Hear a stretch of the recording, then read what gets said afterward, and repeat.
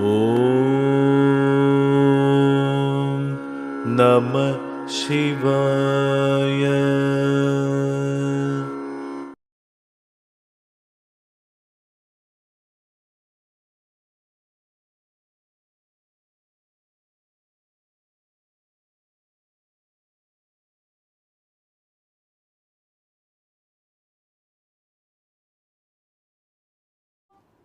ESP പാരാവിഷൻ അതീന്ദ്രിയം എന്ന ചാനലിൻ്റെ പുതിയൊരു സെഗ്മെൻറ്റിലേക്ക് ഏവർക്കും സ്വാഗതം. പാരാനോർമൽ എന്ന ചാനലായിരുന്നു, നമ്മളിപ്പോൾ പാരാവിഷൻ എന്നാണ് പേര് മാറ്റിയിരിക്കുന്നത്. അപ്പോൾ വളരെയേറെ സങ്കീർണതകൾ നിറഞ്ഞ ഒരു കാലഘട്ടത്തിൽ നമ്മൾ ജീവിച്ചു പോകുന്നു. പക്ഷേ എല്ലാ കാലഘട്ടങ്ങളിലും ഈ സങ്കീർണതകൾ ഉണ്ടായിരുന്നു എന്നാണ് നമുക്ക് മനസ്സിലാക്കാൻ സാധിക്കുന്നത്. ശരിക്കും ഈ സങ്കീർണതകൾ എവിടെയാണ് നടക്കുന്നത്? ബാഹ്യമാണോ അതോ ആന്തരികമാണോ? ഇതൊരു പ്രസക്തമായ ചോദ്യമാണ്. നമ്മുടെ എല്ലാവരുടെയും ഉള്ളിൽ യഥാർത്ഥത്തിൽ മറ്റൊരു ലോകമുണ്ട് എന്ന് പറയുന്നു. അപ്പോൾ ഈ ലോകത്തെ അറിയുന്നതിന് വേണ്ടി എല്ലാവർക്കും അവകാശമുണ്ട് എന്ന് നമ്മുടെ യോഗശാസ്ത്രങ്ങൾ ഉദ്ഘോഷിക്കുന്നു. അത് പ്രത്യേകമായിട്ടുള്ള ഒരു കൾട്ടിനുള്ളതല്ല, പ്രത്യേകമായിട്ടുള്ള ഒരു വിഭാഗത്തിനുള്ളതല്ല. അത് എല്ലാവരുടെയും അവകാശമാണ്, സ്വാതന്ത്ര്യമാണ്. അപ്പോൾ ഈ വിഷയങ്ങൾ ഉദ്ഘോഷിക്കുന്ന ഏറ്റവും പരമപ്രധാനമായ ഒരു വിഭാഗമാണ് തന്ത്ര. അപ്പോൾ തന്ത്രയിൽ നമുക്കറിയാം എപ്രകാരത്തിലാണ് ഒരു മനുഷ്യൻ തൻ്റെ അകത്തേക്ക് സഞ്ചരിക്കേണ്ടത്. ഇപ്പോൾ തന്ത്രയുടെ ഒരുപാട് നിരവധി വിദ്യകളുണ്ട്. അതിൽ പലതും ഗുപ്തമായ വിദ്യകളാണ്. അതിൽ കുറേയെല്ലാം വളരെ പോപ്പുലറായ വിദ്യകളുമാണ്. കുറേ കാലഹരണപ്പെട്ടു പോയ സംഗതികളുണ്ട്. ഇപ്പോൾ കാലഹരണപ്പെട്ടു പോയത് എന്ന് വിചാരിക്കുന്ന ഒരു സൂക്ഷ്മമായ ഒന്നാണ് സ്വരയോഗം എന്ന് പറയുന്നത്. ഇപ്പോൾ സ്വരയോഗത്തിൻ്റെ ഒരു തലത്തിൽ നിന്ന് ആരംഭിച്ച് ശരയോഗത്തിലേക്കുള്ളൊരു സഞ്ചാരം, അതാണ് ഇന്ന് നമ്മൾ ഉദ്ദേശിക്കുന്നത്. ഇന്ന് നമ്മളോടൊപ്പം ഉള്ളത് ശരരാജ യോഗി പത്മാനന്ദഗിരി അവർകളാണ്. അപ്പോൾ അദ്ദേഹത്തെ ഏറ്റവും ആദരവോടുകൂടി നമ്മുടെ ചാനലിലേക്ക് സ്വാഗതം ചെയ്യുന്നു. നമസ്തേ, സ്വാഗതം. നമസ്തേ. അപ്പോൾ ഈ പറഞ്ഞതുപോലെ നമ്മൾ ഈ ജീവിച്ചിരിക്കുമ്പോൾ, അപ്പോൾ യഥാർത്ഥത്തിൽ ഞാൻ ആര് എന്നൊരു ചോദ്യം നോർമലായ ഒരു മനുഷ്യന് ഉണ്ടാകണമെന്നില്ല. പക്ഷേ കുറച്ചുകൂടി ഉയർന്നൊരു തലത്തിലേക്ക് ജീവിതത്തിനെ കണ്ടു തുടങ്ങുമ്പോൾ, ഭൗതികതയുടെ ഈ കെട്ടുപാടുകളിൽ നിന്ന് അകന്ന് ഇതിൻ്റെ അപ്പുറത്തോട്ട് മാറി നിന്ന് ഒരു നിമിഷമെങ്കിലും നമ്മൾ ചിന്തിക്കുമ്പോൾ, പലപ്പോഴും നമ്മൾ പറയാറുണ്ട്, എന്തുകൊണ്ട് എനിക്കിത് വരുന്നു, എന്തിനാണ് ഞാനിത് അനുഭവിക്കേണ്ടത് എന്നിങ്ങനെ പലപ്പോഴും പറയാറുണ്ട്. അപ്പോൾ ആ ഒരു യാത്ര നമ്മൾ തുടങ്ങുമ്പോൾ യഥാർത്ഥത്തിൽ നമ്മൾ ഉയർന്നൊരു തലത്തിലേക്ക് സഞ്ചരിക്കുന്നു, അല്ലെങ്കിൽ അത് സാധാരണക്കാരന് സംഭവിക്കുന്നതല്ല, സാധാരണ ലെവലിൽ നിന്ന് കുറച്ചുകൂടി ഉയർന്ന ലെവലിലേക്ക് പോകുന്നു എന്ന് പറയുന്നു. അപ്പോൾ ഈ ഒരു തലത്തിലേക്ക് പോകുമ്പോൾ ഞാൻ ശരീരമല്ല, ഞാനെന്ന് പറയുന്നത് ഈ കാണുന്ന ഒന്നുമല്ല, ഇതിൻ്റെ അപ്പുറത്തുള്ള മറ്റെന്തോ ആണ് എന്നൊരു തിരിച്ചറിവ് സ്വാഭാവികമായിട്ടും ഉണ്ടാകുന്നു. അത് പലപ്പോഴും സ്വപ്നത്തിൽ നമ്മളതിനെ അനുഭവിക്കുന്നുമുണ്ട്. അപ്പോൾ ഈ ഒരു തലം യഥാർത്ഥത്തിൽ നമുക്കതിനെ അതീന്ദ്രിയ തലമെന്നോ അല്ലെങ്കിൽ മറ്റേതെങ്കിലും ആന്തരികമായ തലമെന്നോ ഒക്കെ പറയാൻ പറ്റും. അപ്പോൾ ഈ തലത്തിലേക്ക് നമ്മളെ എത്തിക്കുന്ന ഒരേ ഒരു കാര്യമെന്ന് പറയുന്നത് ശ്വാസം അല്ലെങ്കിൽ ശ്വസനമാണ്.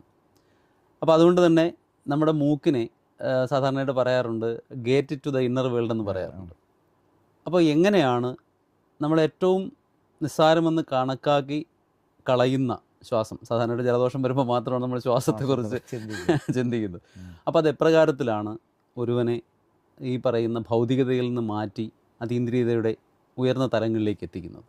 ഓക്കെ, അതായത് പറഞ്ഞു വന്നത് ഏറ്റവും വലിയ വിഷയങ്ങളെക്കുറിച്ച് അങ്ങ് സംസാരിക്കുന്നത്. അതെന്ന് പറഞ്ഞാൽ നമുക്കിന്ന് ഭൂമിയിൽ ജനിക്കുന്ന സകല മാനവർക്കും, അതായത് ഒരു പുൽക്കൊടിയിൽ നിന്ന് മനുഷ്യൻ വരെയുള്ളത് 6 അറിവുകളെന്ന്.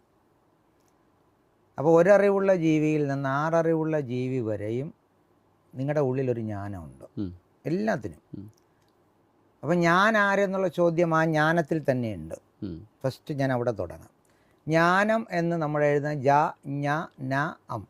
ഓക്കെ, ജ എന്നത് ജനനത്തെയും, മുൻപുണ്ടായിരുന്ന നമ്മൾ ജനിച്ചത്. അം എന്നത് ഒടുക്കത്തെയും സൂചിപ്പിക്കും. അപ്പോൾ അത് പൂർവകർമ്മം. ഇപ്പം നടക്കുന്നത് ഞാൻ, ലാസ്റ്റിൽ അമ്മാകും, ഒടുങ്ങും. അപ്പം മൊത്തത്തിൽ ഇതിലേതായിരിക്കുന്നതെന്ന് മനസ്സിലാകും നിങ്ങൾക്ക്. ആദ്യത്തെ ജാ കട്ട് ചെയ്ത് കളാ, ജനനത്തെ കട്ടി, ഒടുക്കത്തെയും കട്ടി, ജ്ഞാന വരും. ജ്ഞാന അതിനെ നേരെ നിർത്താൻ, ശ്വാസത്തെ എടുത്ത് നേരെ മേൽ നോക്കി നിർത്താൻ കഴിവുണ്ടായി ഈ ജ്ഞാനായ ഒരു വര മേളിലോട്ടിട്ട ജ്ഞാനായി അങ്ങനെ അറിയാൻ പറ്റും. അപ്പം അതിനേറ്റവും പരമപ്രധാനം നമ്മൾ പുറത്തേക്ക് വരുന്ന 10ാം മാസം പുറത്തേക്ക് എടുത്ത് വെളിയിൽ വരുമ്പോൾ നമുക്കിതിനകത്ത് 2 ഹോളുണ്ട്, ഉൾനാക്കിന് ബാക്കിൽ. ഈ 2 ഹോള് അതിൽ കൂടെ അകത്തിരിക്കുമ്പോൾ ശ്വസനക്രിയ നടത്തുന്നത്.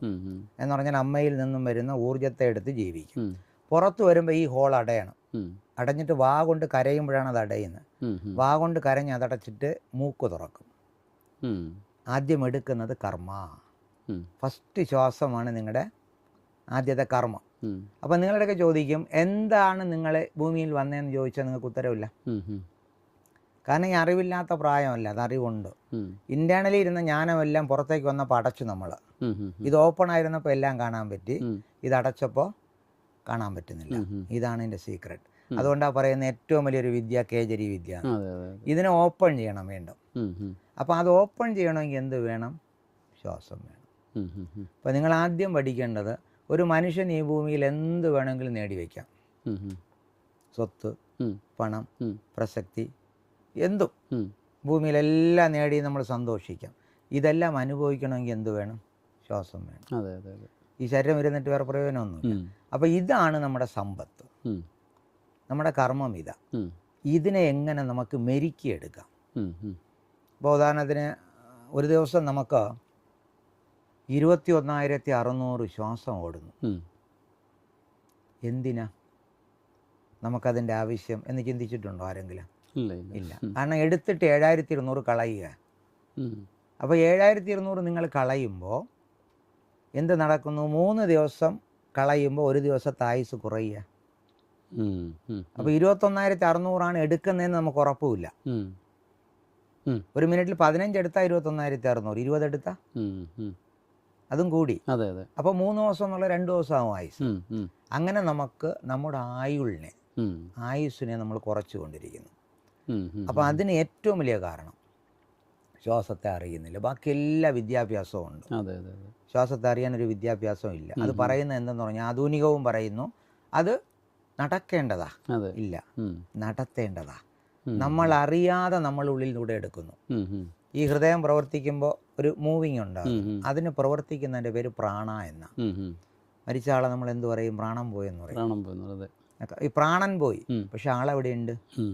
എന്തിനാ 3-ാം നാൾ വരെ ആ ബാഡി നശിക്കാത്ത? 3-ാം ദിവസമാണത് അത് ക്രമിച്ചോടാം.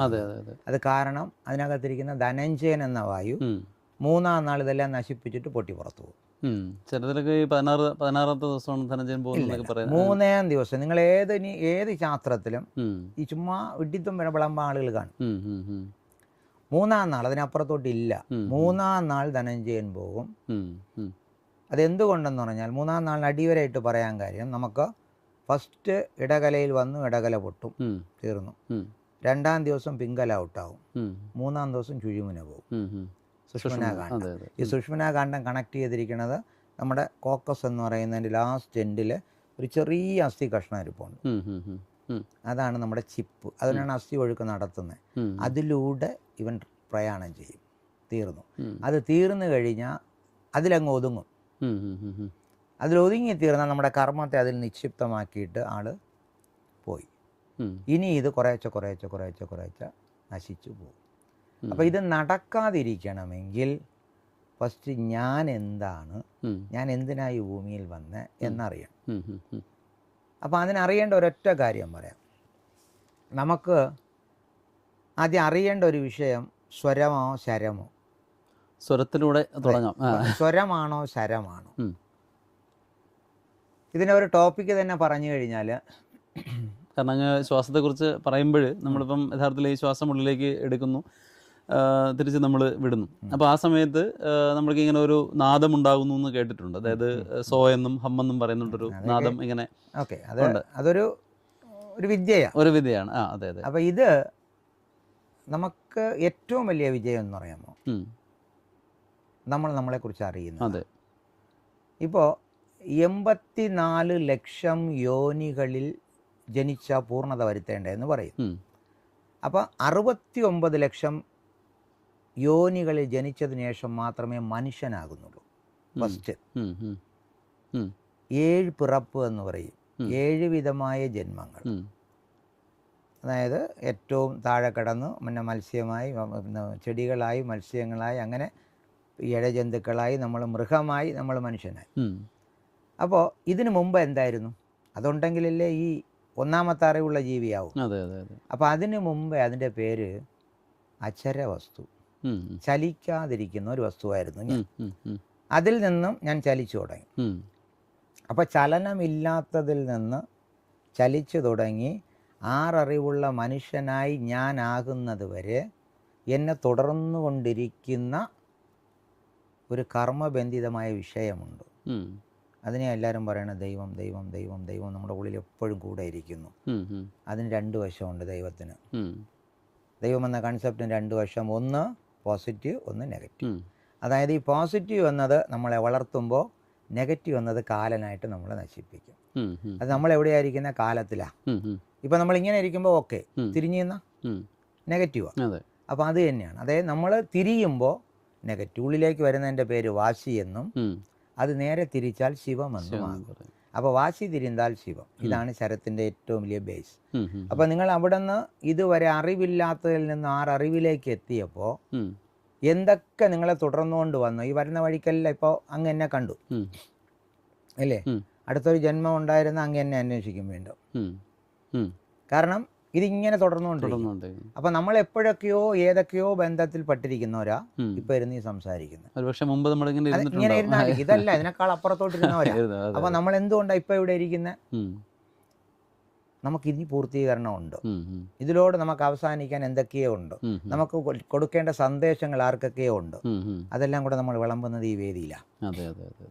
ഇപ്പൊ അങ്ങ് ഇപ്പൊ ചോദിച്ച നമുക്ക് നമ്മുടെ ജീവിതത്തിൽ ശരം എങ്ങനെ ഉപയോഗിക്കണം, അതിന് വളരെ പ്രസക്തിയുണ്ട്. കാരണം ഒരു മനുഷ്യൻ രാവിലെ എണീറ്റു വൈകുന്നേരം വരെ ഇങ്ങനെ പ്രവർത്തിച്ചുകൊണ്ട് നടക്കുക. ഞാൻ നേരത്തെ പറഞ്ഞു 1 മിനിറ്റിൽ 15 ശ്വാസം. എന്തിനായി 15 ശ്വാസം എടുക്കണേന്ന് ആർക്കറിയാം? ആധുനിക വൈദ്യശാസ്ത്രം എടുത്താൽ 3 മിനിറ്റ് ശ്വാസം എടുക്കാതെ ഇരുന്നാൽ 3 മിനിറ്റ് കഴിഞ്ഞാൽ മരിക്കും. ഓക്കെ, അപ്പം നമുക്ക് ആ സമയം തന്നിരിക്കുന്നത് 3 മിനിറ്റാണ്. 3 മിനിറ്റിൽ 45 ശ്വാസം എടുക്കാം. ഓക്കെ, അപ്പോൾ ഈ 45 ശ്വാസം എടുക്കുന്ന എന്തിനാന്ന് ആരെങ്കിലും ചിന്തിച്ചിട്ടുണ്ടോ? ഇല്ല. അപ്പോൾ ഒരു ശ്വാസത്തിൽ ഒരു കർമ്മം വെച്ച് നിങ്ങൾ എടുത്തുകൊണ്ടിരിക്കുക, ഉപയോഗിക്കുന്നുണ്ടോ? ഇല്ല. ഇതാ നമ്മൾ എടുക്കുന്ന പാഴ്. ഓരോരോ ജന്മത്തിന് കാരണവും അതാ. നിങ്ങൾ എടുക്കുന്ന ഓരോ ശ്വാസത്തിൽ നിങ്ങളുടെ ഓരോ കർമ്മം വന്നുകൊണ്ടിരിപ്പുണ്ട്. അതെനിക്ക് ഉപയോഗിക്കാൻ പറ്റിയിട്ടുണ്ടോ? ഇല്ല. ഉപയോഗിക്കാൻ പറ്റാതെ വരുമ്പോൾ അത് ബ്ലോക്കാണ്. അത് പോയി നമ്മുടെ താഴെ ഇരിക്കുന്ന ചിപ്പിലടിയും. ആ ഒരു കർമ്മം നമ്മൾ എടുത്തിട്ടില്ല, ഉപയോഗിച്ചിട്ടില്ല, അതവിടെ പോയി ഫീഡായി കഴിഞ്ഞാൽ എന്ത് ചെയ്തു? ലാസ്റ്റ് മരിക്കാൻ സമയമാകുമ്പോൾ നമ്മൾ ഈ ശരീരം വിടാറാവുമ്പോൾ, ഇതിൻ്റെ ശ്വാസത്തിൻ്റെ ഘടന തീരുമ്പോൾ, ഇതിൽ തന്ന സമ്പത്ത് തീരുമ്പോൾ, ഞാനിത് വിട്ടിറങ്ങുമ്പോൾ ചിന്തിക്കും, അയ്യോ ഞാനത് ചെയ്തില്ലല്ലോ. അത് ചെയ്യാൻ വേണ്ടി വരും. അങ്ങനെ നമ്മളെ ഒരിക്കലും ശ്വാസത്തെ എടുത്ത് ഉപയോഗിക്കുന്നുണ്ടോ എന്ന് നോക്കാറില്ല.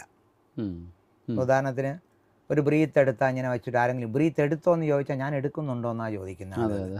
സ്വാഭാവികമല്ലേ? എന്നില്ല, നമ്മൾ അറിഞ്ഞെടുക്കണം. അതിന് പറയുന്ന ഒന്നാണ്, ഏറ്റി ഇറക്കി ഇരുകാൽ പൂരിക്കും കാറ്റൈ പിടിക്കും കണക്കറിവാളർക്ക് കൂറ്റൈ ഉദയ്ക്കും കുറിയതുവാമേ. അതായത് ഒരു ശ്വാസത്തെ എടുക്കാനും അത് ഉപയോഗിച്ചിട്ട് പുറത്ത് കളയാനും കഴിവുള്ള ഒരാൾ, അതിനെ മനസ്സിലാക്കാൻ കഴിവുള്ള ഒരാൾക്ക് മാത്രമേ ഈ ശരീരം എപ്പോൾ വെടിയണമെന്ന് പുള്ളിയാ തീരുമാനിക്കുന്നത് എന്ന്. അപ്പം അത്രയ്ക്ക് ഈ ശാസ്ത്രത്തെ വ്യക്തമായി പറഞ്ഞിട്ടുണ്ട്.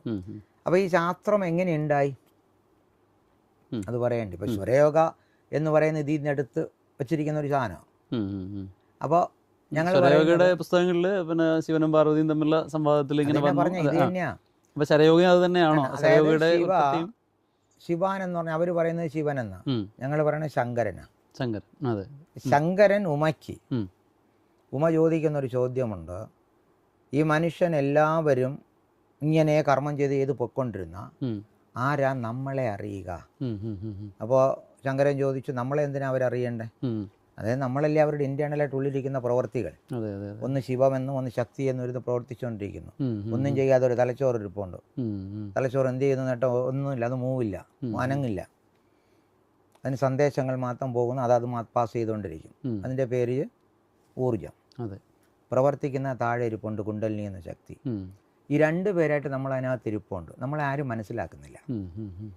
അപ്പോൾ ഇത് മനസ്സിലാക്കാൻ എന്ത് മാർഗമുണ്ട് എന്ന് ചോദിച്ചതിന് ശങ്കരൻ കൊടുത്ത ഉത്തരമാ, പുള്ളി 2 മൂക്കിലൂടെ ശ്വാസം വലിക്കുമെങ്കിൽ, ആ എടുക്കുന്ന ശ്വാസത്തെ മനസ്സിലാക്കാൻ പുള്ളിക്ക് കഴിവുണ്ടാകുമെങ്കിൽ അവൻ നമ്മളായിത്തീരും. ആ കഴിവാണ്. അവന് പിന്നെ ഈ ഭൂമിയിൽ ഒരിക്കലും നാശമില്ലാത്തൊരു ലോകം ഞാൻ ഉണ്ടാക്കി കൊടുക്കും. അപ്പോൾ അങ്ങനെ ഇപ്പോൾ ചുരുക്കം ചിലരേ ഉള്ളൂ. അപ്പോൾ അതും വച്ചിട്ട് ഇത് ഒരു 2 മണിക്കൂർ ഇടവിട്ട ഒരു ശരം മാറുന്ന ശരം എന്നത് ഞാൻ പറഞ്ഞ മനസ്സിലായില്ല. ശ്വാസം എന്നത് അതിൻ്റെ ഉപകരണം എന്ന് വേണം പറയാം. ശരം ട്രാവൽ ചെയ്യാൻ വേണ്ടത് ശ്വാസമാണ്. മനസ്സിലാകുന്നു. ശരം ഒരു കർമ്മബന്ധിതമായ വിഷയം. അത് നമ്മുടെ ശ്വാസത്തിലൂടെയാണ് ഉള്ളിലേക്ക് വരുന്നത്. അപ്പോൾ ഈ ശ്വാസത്തിൽ അത് സഞ്ചരിക്കുന്നത്. അതുകൊണ്ട് അതിൻ്റെ പേര് ശ്വാസം, നമ്മൾ വസിക്കാൻ ഉപയോഗിക്കുന്ന സാധനം. അപ്പോൾ ശരം എൻ്റെ കർമ്മം. ഞാൻ അതിനകത്ത് ഈ കർമ്മത്തെ എടുത്തു വച്ചിട്ട് ഈ വാസത്തിൽ ശ്വാസത്തിൽ കൂടെ ഞാൻ സഞ്ചരിച്ചുകൊണ്ടിരിക്കുന്നു. അപ്പോൾ സഞ്ചരിക്കുമ്പോൾ എവിടെയാണ് സഞ്ചരിക്കേണ്ടതെന്ന് അറിയണ്ടേ? അപ്പോൾ ഇത് സ്വരയോഗയിൽ എങ്ങനെയാണെന്ന് പറഞ്ഞാൽ 1 മണിക്കൂർ എന്നാണ് പറഞ്ഞു വെച്ചിരിക്കുന്നത്. നമുക്ക് 2 മണിക്കൂറുണ്ട്. കാരണം നമുക്ക് 12 സൈക്കിളാണ് എന്ന് പറഞ്ഞാൽ 12 രാശികളുണ്ട് പ്രകൃതിയിൽ. അപ്പോൾ 12 രാശിയിൽ ഒരു രാശിയിൽ 2 മണിക്കൂർ ട്രാവൽ ചെയ്യണം. അങ്ങനെ 24 മണിക്കൂർ ഒരു ദിവസം തീരും. അത് ഒരിക്കൽ ട്രാവൽ ചെയ്താൽ പോരാ. കാരണം ഓരോ അവയവവും 2 മണിക്കൂർ കറക്റ്റാണ് പ്രവർത്തിക്കും. നമ്മുടെ ഓർഗാൻസ്, ആ ഓർഗാൻസിന് എന്ത് വേണം എന്ന് തീരുമാനിക്കുന്നതാ ഈ ശരം. ഇപ്പം നമുക്ക് ശ്വാസകോശത്തിൽ 2 മണിക്കൂർ പ്രവർത്തിക്കേണ്ട സമയമുണ്ട്. അപ്പോൾ ഓരോന്നിനും ഒരു ടൈം കൊടുത്തിട്ടുണ്ട്. ആ ടൈം പ്രകാരം അതിൻ്റെ പ്രവർത്തനത്തെ മൂവ് ചെയ്യാൻ വേണ്ടിയിട്ട് നമ്മുടെ 2 നാഡികൾ, ഒന്ന് ഇടകല നാഡി, ഒന്ന് പിംഗല നാഡി. ഈ ഇടയും കലയും ചേർന്ന് ഒന്ന് തണുപ്പിക്കുകയും ഒന്ന് ചൂടാക്കുകയും ചെയ്തുകൊണ്ടിരിക്കും. അപ്പോൾ പ്രകൃതിയിലെ ഊർജ്ജം എന്തായിരിക്കുന്നത്? പ്രകൃതിയിൽ നിൽക്കുന്ന വായുമണ്ഡലത്തിലുണ്ടാകുന്ന വായു എന്താണെന്ന് ചോദിച്ചാൽ പ്യൂർ തണുത്ത വായുവാണ്. അതിന് ചൂടില്ല. അതിനെ വീണ്ടും തണുപ്പിക്കുന്നതാ ചന്ദ്രനാടി. ഉള്ളിലേക്ക് എടുത്തു കഴിഞ്ഞാൽ അത് വീണ്ടും ഫ്രീസ് ചെയ്യും. ആ ഫ്രീസ് ചെയ്ത തണുപ്പ് എന്തിനാണ് കൊടുക്കുന്നതെന്ന് ചോദിച്ചാൽ ഹൃദയത്തെ കുറച്ച് നേരം 2 മണിക്കൂർ ചൂടായിട്ട് ഓടുമ്പോൾ അതിനെ ഫ്രീസ് ചെയ്തിട്ട്, അതുപോലെ അവയവങ്ങൾ ചൂടായിട്ട് ഓടും, അതിനെയൊക്കെ തണുപ്പിക്കാൻ വേണ്ടി ഉപയോഗിക്കും. സെല്ലുകളിലിരിക്കുന്ന പരിവർത്തനത്തിന് ഉപയോഗിക്കും. ഇപ്പോൾ ഒരു ഗർഭപാത്രത്തിനകത്തിരിക്കുന്ന അണ്ടത്തെ സേവ് ചെയ്യാൻ ഉപയോഗിക്കും. ഗർഭപാത്രത്തിൻ്റെ അണ്ടത്തിനകത്ത് അണ്ടമിരിക്കുന്ന ഓവറി ഫ്രീസ് ചെയ്ത് വെച്ചിരിക്കുന്ന ഒരു സാധനമാണ്. ഭയങ്കര കൂളിങ്ങാണ്. ഇവിടെ എങ്ങനെയാണ് അതിനകത്ത് കൂളിങ് വന്നത്? അപ്പം നമ്മുടെ ഈ നാഡി കറക്റ്റ് അവിടെ കണ്ണ് കൂളിങ്ങാണ്. ഇതിനെന്താ കൂളിങ് വരുന്നത്? നാക്ക് എപ്പോഴും നമുക്ക് ചൂടുണ്ടെങ്കിലും തണുത്തായിരിക്കുന്നത്. അതിനെങ്ങനെയായി തണുപ്പ് വരുന്നത്? ഇതെല്ലാം കൊടുക്കാൻ നമുക്ക് ചന്ദ്രനാടി വേണം. ഇനി ഒരു 2 മണിക്കൂർ കഴിയുമ്പോൾ ഇതിൻ്റെ പ്രവർത്തനത്താൽ ഉണ്ടായ മറ്റുള്ള പ്രവർത്തനങ്ങളെ ശരിയാക്കാൻ വേണ്ടിയിട്ട് സൂര്യനാടി കൊടുക്കും. അങ്ങനെ ചന്ദ്രസൂര്യനാടികളിലൂടെ നമ്മുടെ ശരത്തെ, നമ്മുടെ ആയുസ്, ശരമെന്ന് പറഞ്ഞാൽ ശരിക്കും ഒരു അറിവിൽ നിന്ന് ഇങ്ങോട്ട് വന്ന ഒരു ബുദ്ധിമുട്ടുള്ള ഒരു കാര്യമാണ്. ശരത്തിന്റെ എക്സ്പ്ലനേഷൻ എന്തായിട്ട് നമുക്ക് പറയാൻ പറ്റും? കർമ്മ പറഞ്ഞു. അപ്പോൾ യഥാർത്ഥത്തിൽ ശരം എന്നാൽ തുടർച്ച എന്നാണ്. അതാ.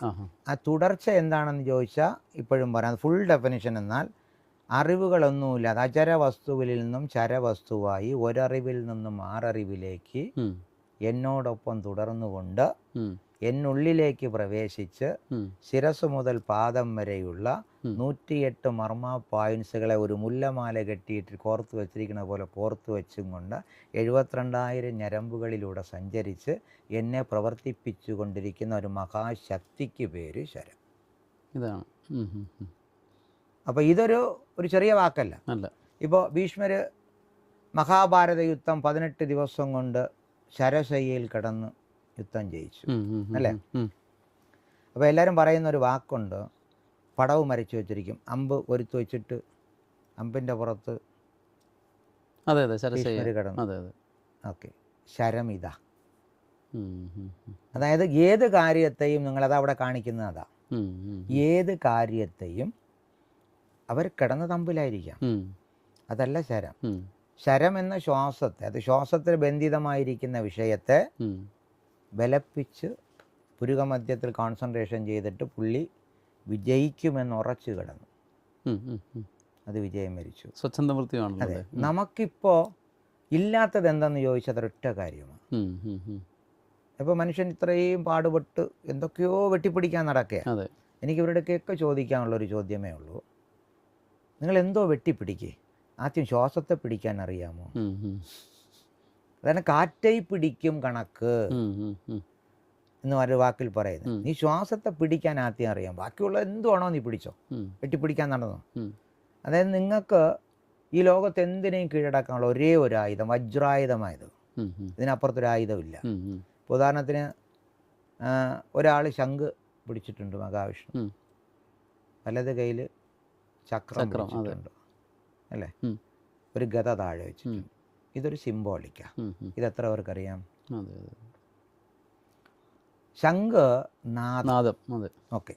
അപ്പോൾ ഈ നാദത്തെ ശരത്തിലാണ് പറഞ്ഞിരിക്കുന്നത്. അപ്പോൾ ശരത്തെ ഉപയോഗിക്കുന്നതിനൊരു നാദം കിട്ടും, അതിന് ശബ്ദബ്രഹ്മയോഗ എന്ന് പറയും.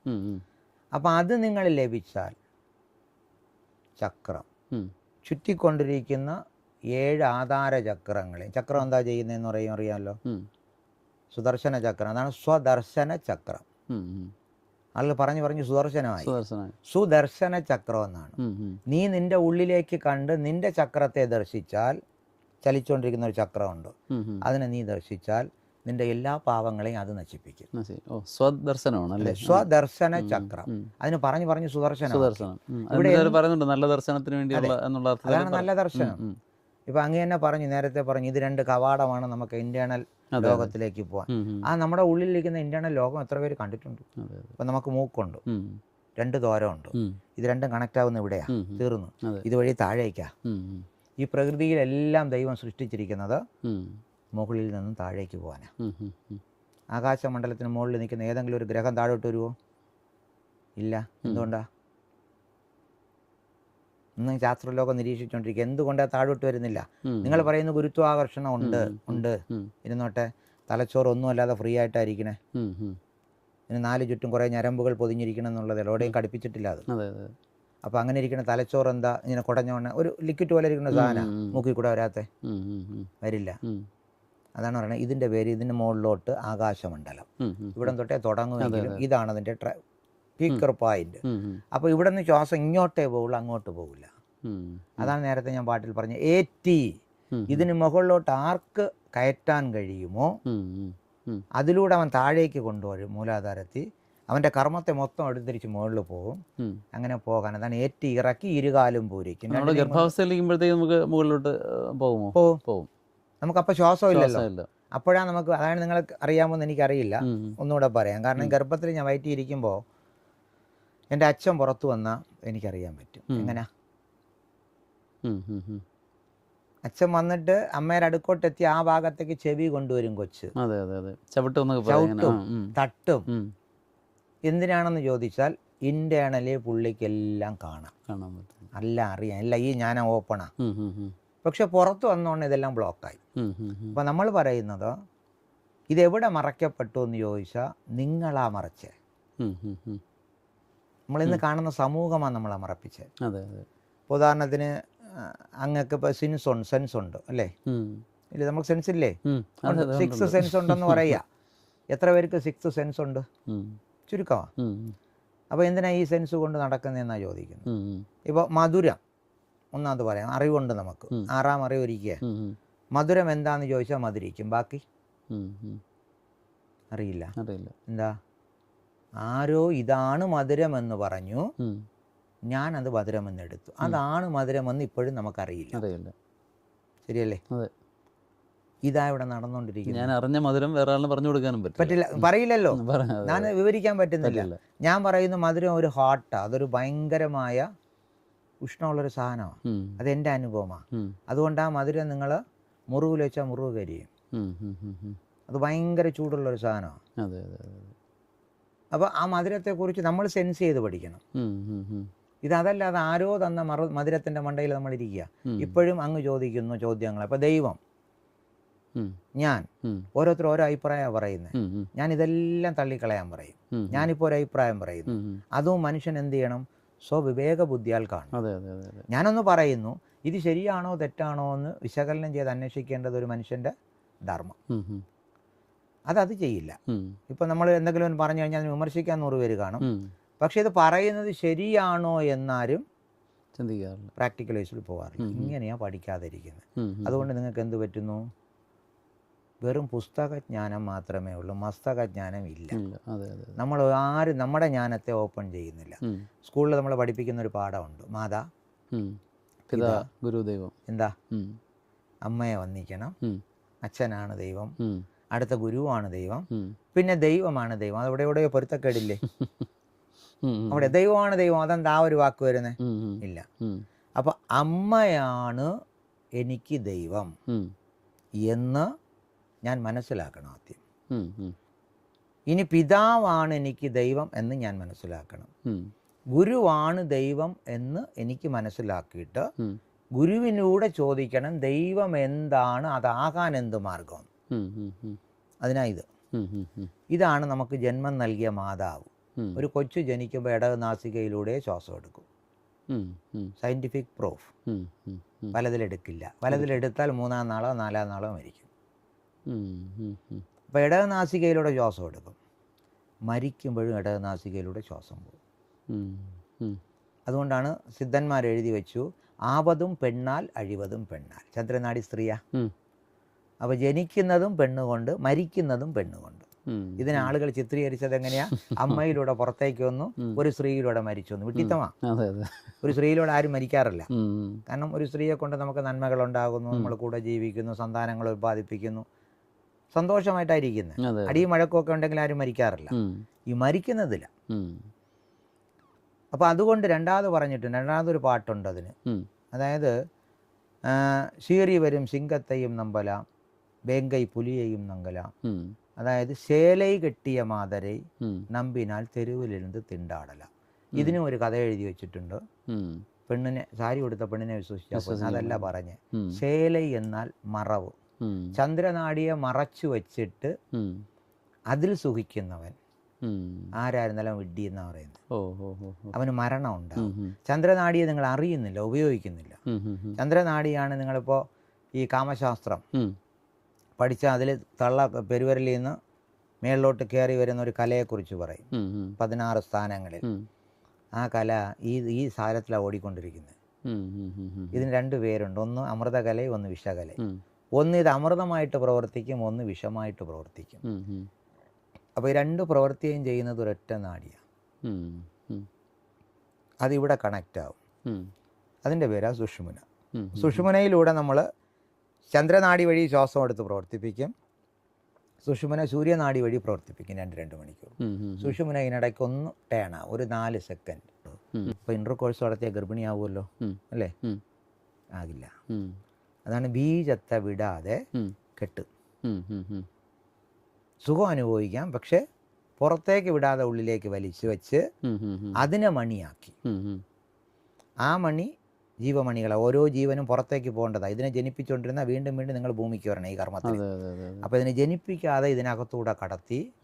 അതുകൊണ്ട് അയ്യപ്പൻ കല്യാണം കഴിച്ചില്ല എന്നൊരു ഡയലോഗ് ഇവിടെ കൂടെ നേരെ കൊണ്ടുവന്ന് കണ്ടം മുകളിൽ കടത്തി നിർത്തും. ഇവിടെ കണ്ടത്തിൽ വന്ന് വിശുദ്ധീകരിച്ചു. അതുകൊണ്ടാണ് കണ്ടത്തിൽ മണി കെട്ടിയവൻ മണികണ്ഠൻ എന്ന പേര് വന്നത്.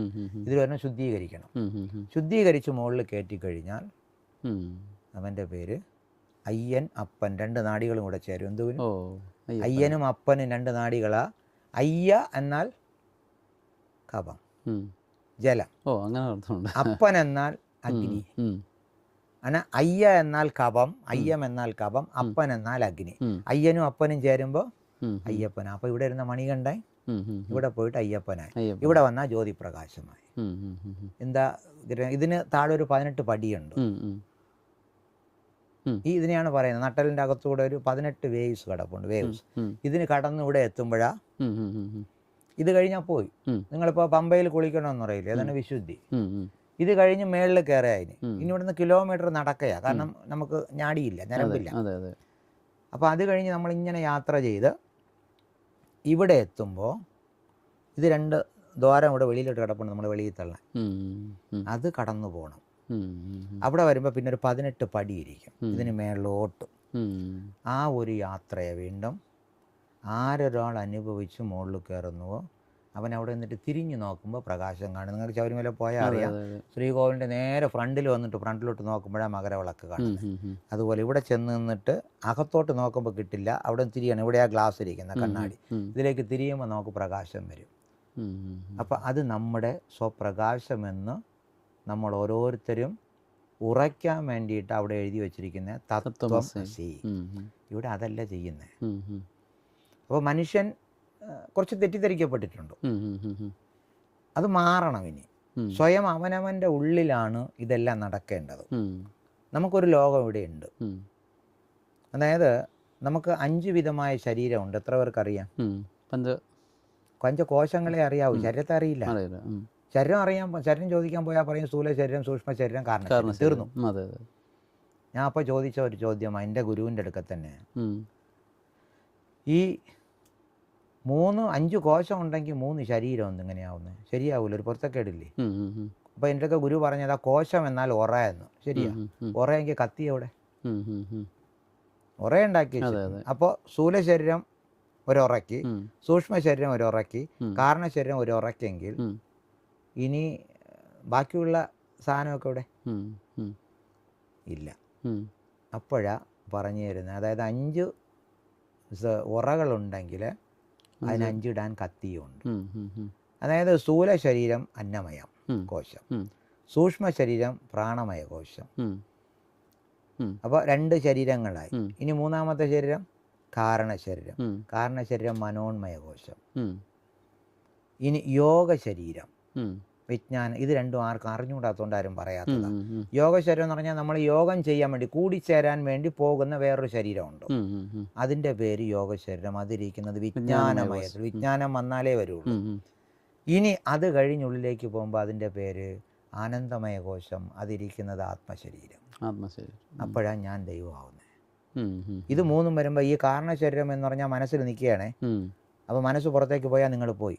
നിങ്ങൾക്ക് ഈ 2 ശരീരത്തെ അറിയാനേ പറ്റില്ല. അപ്പോൾ ഈ 2 ശരീരത്തെ അറിയണമെങ്കിൽ കാരണത്തെ വിട്ട് കാര്യത്തിലേക്ക് വരണം.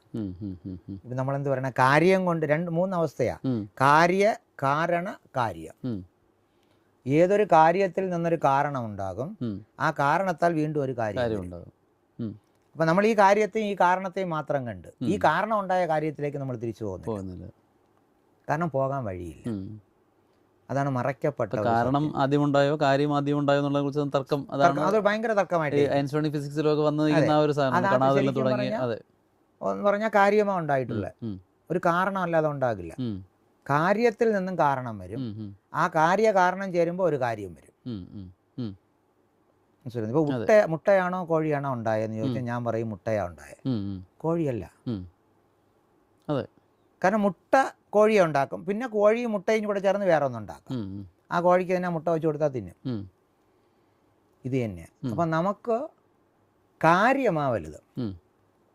ഇപ്പൊ നമ്മൾ ഈ പറയുന്ന ശ്വാസം തന്നെ യഥാർത്ഥത്തിൽ നമ്മൾ പറയുന്നത് ഇതുപോലെ ഹിരൺമയ ഗർഭത്തിൽ നിന്ന് വന്നു, അല്ലെങ്കിൽ പ്രപഞ്ചത്തിന്റെ അനാദിയായിട്ടുള്ളൊരു മുട്ട, ഒരു സ്വർണ്ണ കളറുള്ള മുട്ട, അതിനകത്തുനിന്നാണ് ഈ പ്രാണം വന്നു എന്നൊക്കെ ഉള്ളൊരു ഇത് പറയുന്നത്. അതെ, അതാണ് പറഞ്ഞത്. അതിൽ ശരിക്കും പറഞ്ഞാൽ അന്ധകാരം ശൂന്യം. ശൂന്യം വന്നാൽ എല്ലാവരും പറഞ്ഞു വെച്ചിരിക്കുന്ന ഒന്നുമില്ല.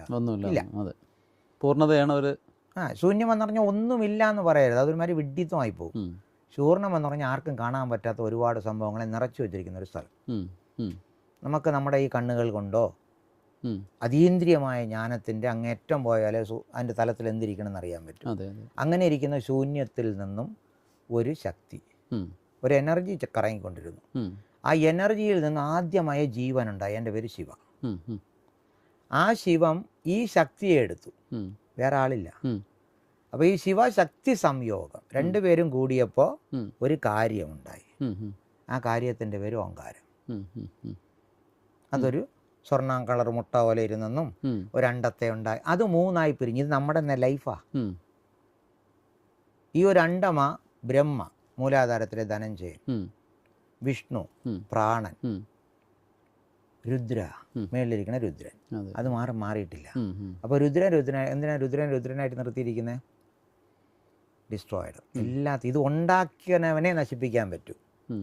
ആദ്യം ശക്തിയിൽ നിന്ന് താനേ പുറപ്പെട്ട് ശക്തിയോട് ചേർന്ന് ഇതെല്ലാം ഉണ്ടാക്കിയത് ആരാണോ ആ വ്യക്തിക്ക് അതിനെ നശിപ്പിക്കാൻ അവകാശമുള്ളൂ. അപ്പോൾ ഈ രുദ്രനെയാണ് നമ്മൾ തേടി നടക്കുന്നത്. അത് കഥയിലുമുണ്ട്. വിഷ്ണുവും ബ്രഹ്മാവും കൂടെ എന്തിനാ താഴോട്ട് പോയെ? അതിനൊരു കഥയുണ്ട്. ഈ നാഡികൾ താഴെ പോയിട്ട് മേളിൽ വന്നാലേ നമുക്ക് ജീവിക്കാൻ പറ്റൂ. ഇത് നേരെ മേളിലോട്ട് പോയിട്ട് താഴോട്ടാണ് പറഞ്ഞെങ്കിൽ ജീവിക്കാൻ പറ്റില്ല. കാരണം ഹൃദയത്തിൽ നിന്ന് ഉപയോഗിച്ച് പോകാൻ ബ്ലഡ് മൊത്തം താഴേക്ക് ഒഴുകും. ഇത് താഴെ പോയി ശുദ്ധീകരിച്ച് മേളിൽ വന്നാൽ മാത്രമേ നമുക്ക് ജീവിക്കാൻ പറ്റൂ. അത് തന്നെയാണ് ലൈഫും. ഇതാണ് അവിടെ നിന്ന് നിങ്ങൾ താഴോട്ടിടുന്ന ഓരോ വസ്തുവും നാളെ തിരിച്ച് മേളിലോട്ട് വരും. ഒരു വിത്ത് അങ്ങോട്ട് താഴോട്ട് ഒഴിച്ചാൽ ഭൂമിക്ക് അടിയിലോട്ടാണോ വളരണേ മേലോട്ടാണോ? അതെ അതെ. അപ്പോൾ വിത്ത് വയ്ക്കുക. നമുക്ക് വിത്തില്ല. ഉം. മനസ്സ് എവിടെയായിരിക്കണേ? അവിടെയാ വിത്ത് വയ്ക്കാൻ പറഞ്ഞു. ഉം. മനസ്സും മൈൻഡിൻ്റെ ഉണ്ടാ. ഉം. ആ ഇവിടെയാ പ്രശ്നം അതാ. ഉം. പലരും തർക്കിക്കുന്ന അങ്ങനെയാ. ഉം. മനസ്സാണ് മൈൻഡ്. അത് ചിത്തവും മനസ്സുമാണോ രണ്ടെന്ന്? മനസ്സും മൈൻഡിൻ്റെ ഉണ്ടാ. മൈൻഡ് ബ്രെയിനുമായിട്ട് പ്രവർത്തിക്കുന്നത്. ഉം. ഉം. മനസ്സിരിക്കുന്നത് അവിടെയല്ല. ഉം. ഉം. മനസ്സിരിക്കുന്നത് മൂലാധാരത്തിനും സ്വാധിഷ്ഠാനത്തിനും മധ്യേ. ഉം. ഉം. അപ്പോൾ ആ മൈൻഡിന് ഇംഗ്ലീഷ് വാക്കില്ല. സോറി, ആ മനസ്സിന് ഇംഗ്ലീഷ് വാക്കില്ല. അത് മനസ്സാ.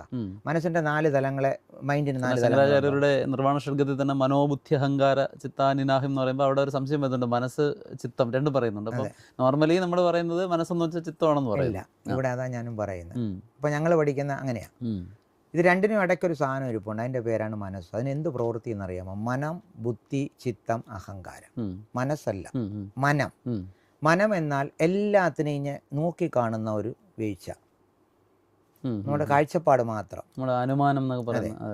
ബുദ്ധി ഈ സാധനത്തെ വിശകലനം ചെയ്യുന്നത്. ചിത്തം അതിനെ ഞാൻ നേരത്തെ പൂർവ്വജന്മത്തിൽ നിന്ന് ഞാൻ മനസ്സിലാക്കി വെച്ചിരിക്കുന്നതുമായിട്ട് ഇത് കണക്ട് ചെയ്ത് നോക്കിയിട്ട് ഇതിൻ്റെ യാഥാർത്ഥ്യം എന്തെന്ന് മനസ്സിലാക്കുന്നത്, ഉറപ്പിക്കുന്നത്. അപ്പോൾ ഇത് 4 അഹങ്കാരം അതിനെ നേടുന്നത്. ഞാനൊരു സിമ്പിൾ ഉദാഹരണം പറയാം അതിന്. നമ്മളിപ്പോൾ ഒരു വായിച്ചുകൊണ്ടിരിക്കുക, അല്ലെങ്കിൽ നമ്മളിപ്പോൾ ഇവിടെ തന്നെ ഇരിക്കുക, അപ്പുറത്തൊരു എണ്ണ അടുപ്പത്ത് വെച്ചു, നമ്മളറിയില്ല, ഗന്ധം അടിക്കുക, എണ്ണ ചൂടാകുമ്പോൾ അല്ലേ, എണ്ണയുടെ മണം അടിക്കുമ്പോൾ മനം സ്റ്റാർട്ടായി. മനം ഉടനെ ബുദ്ധിക്ക് കൊടുക്കുന്നു, എണ്ണ ചൂടാവുന്നു, എന്തോ ചെയ്യാൻ പോകുന്നു. ബുദ്ധി ഉടനെ വിശകലനം ചെയ്യും എന്തായിരിക്കുമെന്ന്. ബുദ്ധി ഉടനെ കണ്ടുപിടിച്ചു എണ്ണയിൽ എന്തോ ഒരു സൗണ്ട് വീഴും. ആ സൗണ്ട് കേട്ടിട്ട് ബുദ്ധി തീരുമാനിച്ചു വടയിടുകയാണ്. പിന്നെ ബുദ്ധി അതിനെ വിശകലനം ചെയ്യും. വീണ്ടും വിശകലനം ചെയ്തിട്ട് ഉഴുന്നോടെയാണോ പരിപ്പോടെയാണോ എന്ന് അന്വേഷിക്കും. ആ മണത്തിലൂടെ അത് കണ്ടുപിടിക്കും. കണ്ടുപിടിച്ചതിന് ശേഷം അത് ചിത്തത്തിലേക്ക് കൊടുക്കും. ഇത് രണ്ടിലേതാ ഉത്തരം? കൺഫ്യൂഷനാണ്. ചിത്തം ഉറപ്പിക്കും ഉഴുന്നോടെയാ. അപ്പം നമ്മൾ ഇവിടെ ഇരുന്ന് എഴിച്ചു പോവും, ഇത് ശരിയാണോ എന്ന് നോക്കാം. അത് അഹങ്കാരം നേടും. നമ്മളത് കഴിച്ചിരിക്കും. ഇത് ഉഴുന്നുവടയാണോ അതോ ആ ഷേപ്പിലിരിക്കണതാണോ നമ്മൾ നോക്കും. ഇത് തന്നെയാണ് ലൈഫിൽ മനുഷ്യന് വേണ്ടത്. മനുഷ്യൻ അനുപോലെ എന്ത് ചെയ്യുമെന്നറിയാമോ? ഈ ചിത്തത്തിൽ കുറേ വേണ്ടാത്തത് കുത്തിത്തിരികെ വെച്ചിട്ടുണ്ട്. ഈ ബുദ്ധി എടുത്തൊരു സാധനത്തിൽ തരുമ്പോൾ സ്വയം വിശകലനം ചെയ്യാതെ എൻ്റെ അറിവേ എടുക്കാൻ പറഞ്ഞ്, ഞാൻ പൂർവ്വജന്മത്താൽ കൊണ്ടുവന്ന അറിവിൽ വേണം ഇതിനെ വിശകലനം ചെയ്യാൻ. അതിൻ്റെ മണ്ടയ്ക്ക് എന്ത് വെച്ചിട്ടുണ്ട്? കുറച്ച് ഗ്രന്ഥങ്ങൾ പഠിച്ചത്, കുറച്ച് വേറെ ഇങ്ങനെ ആളുകൾ പറഞ്ഞു, ഇതെല്ലാം വെച്ച് നമ്മൾ പഴയത് എന്ത് ചെയ്ത് വെച്ചിട്ടുണ്ട്? മറച്ചു വെച്ചിട്ടുണ്ട്. അപ്പോൾ ഇതൊന്നും എടുത്ത് കളഞ്ഞിട്ട് നോക്കാൻ നമുക്ക് സമയമില്ല. ഉണ്ടോ? മനുഷ്യൻ ഇന്ന് തിരക്ക് പിടിച്ച് ഓടിക്കൊണ്ടിരിക്കുക. ഒരു മനുഷ്യൻ്റെ 5 സെക്കൻഡ് ഇരിക്കാൻ പറ്റുമെന്ന് ചോദിച്ചു. ഇവിടെ എല്ലാവരും പറയുന്നുണ്ട് ആത്മീയമായി വളർച്ച വേണം, ആത്മീയമായി നേട്ടം വേണം, ആത്മീയമായി നമുക്ക് പുരോഗതിക്ക് കൊണ്ടുപോകണം, ഇതെല്ലാം പറയും. ഏറ്റവും വലിയ പാടെന്തെന്നറിയാമോ? ഒരു മനുഷ്യൻ ചുമ്മാ ഇരിക്കുന്നത്. രമണ മഹർഷിയും പറഞ്ഞു സുമാരി എന്ന് പറഞ്ഞു. നമുക്ക് ബാക്കിയെല്ലാം ചെയ്യാം. ഇപ്പോൾ ഒരു കാട്ടിൽ ചെന്ന് തപസ് അനുഷ്ഠിക്കാൻ ഏതാൾക്കും പറ്റും. കാട്ടിൽ ഒന്നിനെ പേടിച്ചാൽ മതി, വന്യമൃഗത്തെ മാത്രം. ശരിയല്ലേ? എന്തെങ്കിലും ഡിസ്റ്റർബൻസ് ഉണ്ടോ? ഇല്ല. വനത്തിൽ പോയിരുന്ന് പ്രാക്ടീസ് ചെയ്തിട്ടുള്ളതുകൊണ്ട് പറയുക. കാരണം ഒരു 12 മണി വരെ ഗിലി ഗിലി ഗിലി ഗിലെന്നൊരു സൗണ്ട് കേൾക്കും. 12 കഴിഞ്ഞാൽ ഇതുപോലെ പ്രശാന്ത സുന്ദരമായ സ്ഥലമില്ല. കാരണം ഒന്നും കേൾക്കില്ല. പിന്നെ ഒരു 3 മണി കഴിയുമ്പോൾ, അപ്പോൾ 12 to 3 മണി നമുക്ക് ധ്യാനത്തിൻ്റെ നല്ല സമയം, വേറെ വേണ്ട. പക്ഷേ ഞാൻ പറയുന്നത്, ഒരു മനുഷ്യൻ യോഗി അല്ലെങ്കിൽ ഞാൻ സന്യാസി, ഞാൻ ഭയങ്കര വിദ്വാൻ എന്ന് പറയുന്ന ആൾ ഒന്ന് ഈ ലോകത്ത് ഭൗതികതയിലിരിക്കുന്ന മനുഷ്യൻ്റെ മധ്യത്തിലിരുന്ന് ധ്യാനിക്കുന്നവരാണ്. മനസ്സിനെ അടക്കാൻ കാട്ടിൽ പോകണം. നിങ്ങൾക്കല്ല. മനസ്സിനെ അടക്കാൻ പഠിച്ചാൽ കാട്ടിലൊന്നും പോകണ്ട. ചുറ്റാകെ നമുക്ക് കാടാക്കി. മനസ്സിനെ എല്ലാവരും അടക്കെന്നാ പറയുന്നത്. അടങ്കിനാൽ ഒൻറുമില്ല വരുവതേത് അച്ചടത്തെ വാഴ്വിത്താൽ അവനെ സിത്തൻ. അടങ്കിനാൽ ഒൻറുമില്ല. മനസ്സിനെ അടക്കി കഴിഞ്ഞാൽ പിന്നെ നീ ഇവിടെ ഇരുന്നിട്ട് കാര്യമില്ല. നിങ്ങൾ മനസ്സിനെ അടക്കി, നിങ്ങൾക്ക് എന്തിനാ പിന്നെ അവിടെ ജീവിക്കേണ്ടത്? മനസ്സടങ്ങിപ്പോയി, നമുക്കൊന്നുമില്ല, ആഗ്രഹമില്ല, ഒന്നും നമുക്ക് വേണമെന്ന് തോന്നുന്നില്ല, തിന്നണമെന്ന് പോലും തോന്നുന്നില്ല മനസ്സടക്കിയ. അപ്പോൾ പിന്നെ നമ്മളിവിടെ ജീവിക്കണേ എന്തിനാ? അപ്പോൾ ചത്തതിനൊക്കിലേ ജീവിക്കലും. അങ്ങനെ ഇരുന്നിട്ട് എന്ത് നേടാനാ? അപ്പോൾ അടക്കിനാൽ ഒന്നുമില്ലേ, അതിൻ്റെ അടക്കാതെ അച്ചടത്തെ ഇത് നശിക്കുമെന്ന് മനസ്സിലാക്കി, അതിനാണ് മനസ്സ് തന്നെ, നശിക്കുമെന്ന് മനസ്സിലാക്കിക്കൊണ്ട് ഇതിനെ വാഴ്വിത്താൽ, ഇതിനെ നശിപ്പിക്കാതെ സൂക്ഷിക്കുന്നവൻ സിദ്ധൻ. അതിനാ ഇത് തന്നിരിക്കുന്നത്. ഇപ്പം അങ്ങയുടെ ഞാൻ 21,600 രൂപ ഡെയിലി യൂസ് ചെയ്യാൻ തന്നു. അങ്ങനെ ഒരു 93 കോടി 300 ചില്ലറ രൂപ ഒരു ആയുസിൽ നിങ്ങൾക്ക് ഇട്ട് തന്നിട്ടുണ്ട്. ഈ രൂപയെ ഒന്ന് ചിലവാക്കിയിട്ട് വരാൻ പറഞ്ഞാൽ ഒരാൾ നമ്മുടെ അച്ഛൻ പറഞ്ഞു വിട്ടു, നമ്മൾ എന്ത് ചെയ്യും? അങ്ങാണെങ്കിൽ സുഖമായിട്ട് പോയിട്ട് ചിലവാക്കിയിട്ട് വരും. ഇപ്പോൾ കുട്ടികൾ വേറെ കുട്ടികളാണെങ്കിൽ അവരും എന്ത് ചെയ്യുമെന്ന് പറഞ്ഞാൽ കംപ്ലീറ്റ് ചിലവാക്കിയിട്ട് അടുത്ത തിരിച്ചു വരുമ്പോൾ തരാമെന്നല്ലേ പറഞ്ഞേ. ഓക്കെ, ഞാൻ തിരിച്ചു പോയിട്ട് അടുത്തൊന്നും വാങ്ങിച്ചിട്ട് വരും. ഇതാണ് പുനർജന്മം, വീണ്ടും വീണ്ടും ജന്മം. ഇതത് വേണ്ട. ഞാനതല്ല ചിന്തിക്കുന്നത്. എനിക്ക് 93 കോടി രൂപ കിട്ടി, സന്തോഷം. ഇനി തിരിച്ചു പോകണമെങ്കിൽ അച്ഛൻ ഇത് തീർന്നിട്ട് പോകാനല്ലേ പറഞ്ഞിരിക്കുന്നത്. ഞാൻ പോണില്ലെങ്കിലോ? ഞാൻ ഇതിനെ ഇവിടെ സേവ് ചെയ്യും. അത് വെച്ച് ഞാൻ പലതും നേടും. ഇവിടെ നേടിയത് എൻ്റെ സമ്പാദ്യത്തിൽ കൂട്ടും. കൂട്ടിക്കഴിഞ്ഞാൽ ഞാനതിന് പുറത്തു പോകണം. എനിക്ക് പോകേണ്ട ആവശ്യം വരുന്നില്ല. അപ്പോൾ അങ്ങനെ ഇരിക്കുന്നതിൻ്റെ പേരാ ശരയോഗത്തിൻ്റെ സമാധി യോഗം. ബാക്കി എല്ലാ യോഗവിദ്യകളും പറയുന്നത് എവിടെയോ ഒരു മോക്ഷം കിട്ടും. എവിടെയാ മോക്ഷം കിട്ടുന്നത് എന്നിട്ട് എനിക്കറിയില്ല. കാരണം എല്ലാത്തിലും മോക്ഷവിദ്യ പറയുന്നുണ്ട്. അനുഭവിച്ചവരെത്ര പേരാ? അങ്ങനെയൊക്കെ തന്നെ അറിയാം. എത്രയോ മഹാന്മാരായ ഗുരുക്കന്മാർ ഭൂമിയിൽ ജീവിച്ചിരുന്നു. ഒരു അഗസ്ത്യറിന് ശേഷം ഒരു ശിഷ്യരുണ്ടോ? ഒരു അഗസ്ത്യർ വന്നോ? ഇല്ല. ബാബാജിക്ക് ശിഷ്യന്മാർ ഒരുപാടെന്നോ? ബാബാജിയുടെ എത്ര ശിഷ്യന്മാർ ബാബാജി പോലെ ആയി?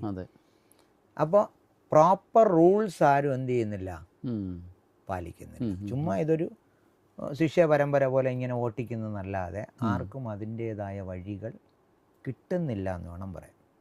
അപ്പോൾ ഇതിൻ്റെ വഴികൾ അറിയാൻ നമുക്ക് എളുപ്പമാണ്. എന്ന് പറഞ്ഞാൽ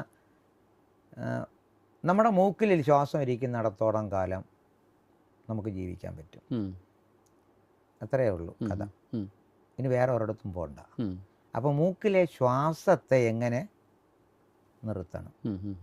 അപ്പോൾ മനസ്സ് നിൽക്കും. അതാണ് നേരത്തെ പറഞ്ഞു, മനം എങ്കുണ്ടോ അങ്ങ് വായു ഉണ്ട്, വായു എങ്കുണ്ടോ അങ്ങ് മനസ്സുണ്ട്. മനസ്സിനെയും വായുവിനെയും കണക്ട് ചെയ്യാൻ പഠിക്കണം. യോഗം എന്ന് പറയുന്നത് കൂടിച്ചേരൽ, യൂജ് എന്ന വാക്കിൽ നിന്നും കണ്ടുപിടിച്ചെന്നൊക്കെ പറയും. പക്ഷെ യോഗ അല്ലെങ്കിൽ യോഗം എന്നാൽ കൂടിച്ചേരൽ. ആരോട്?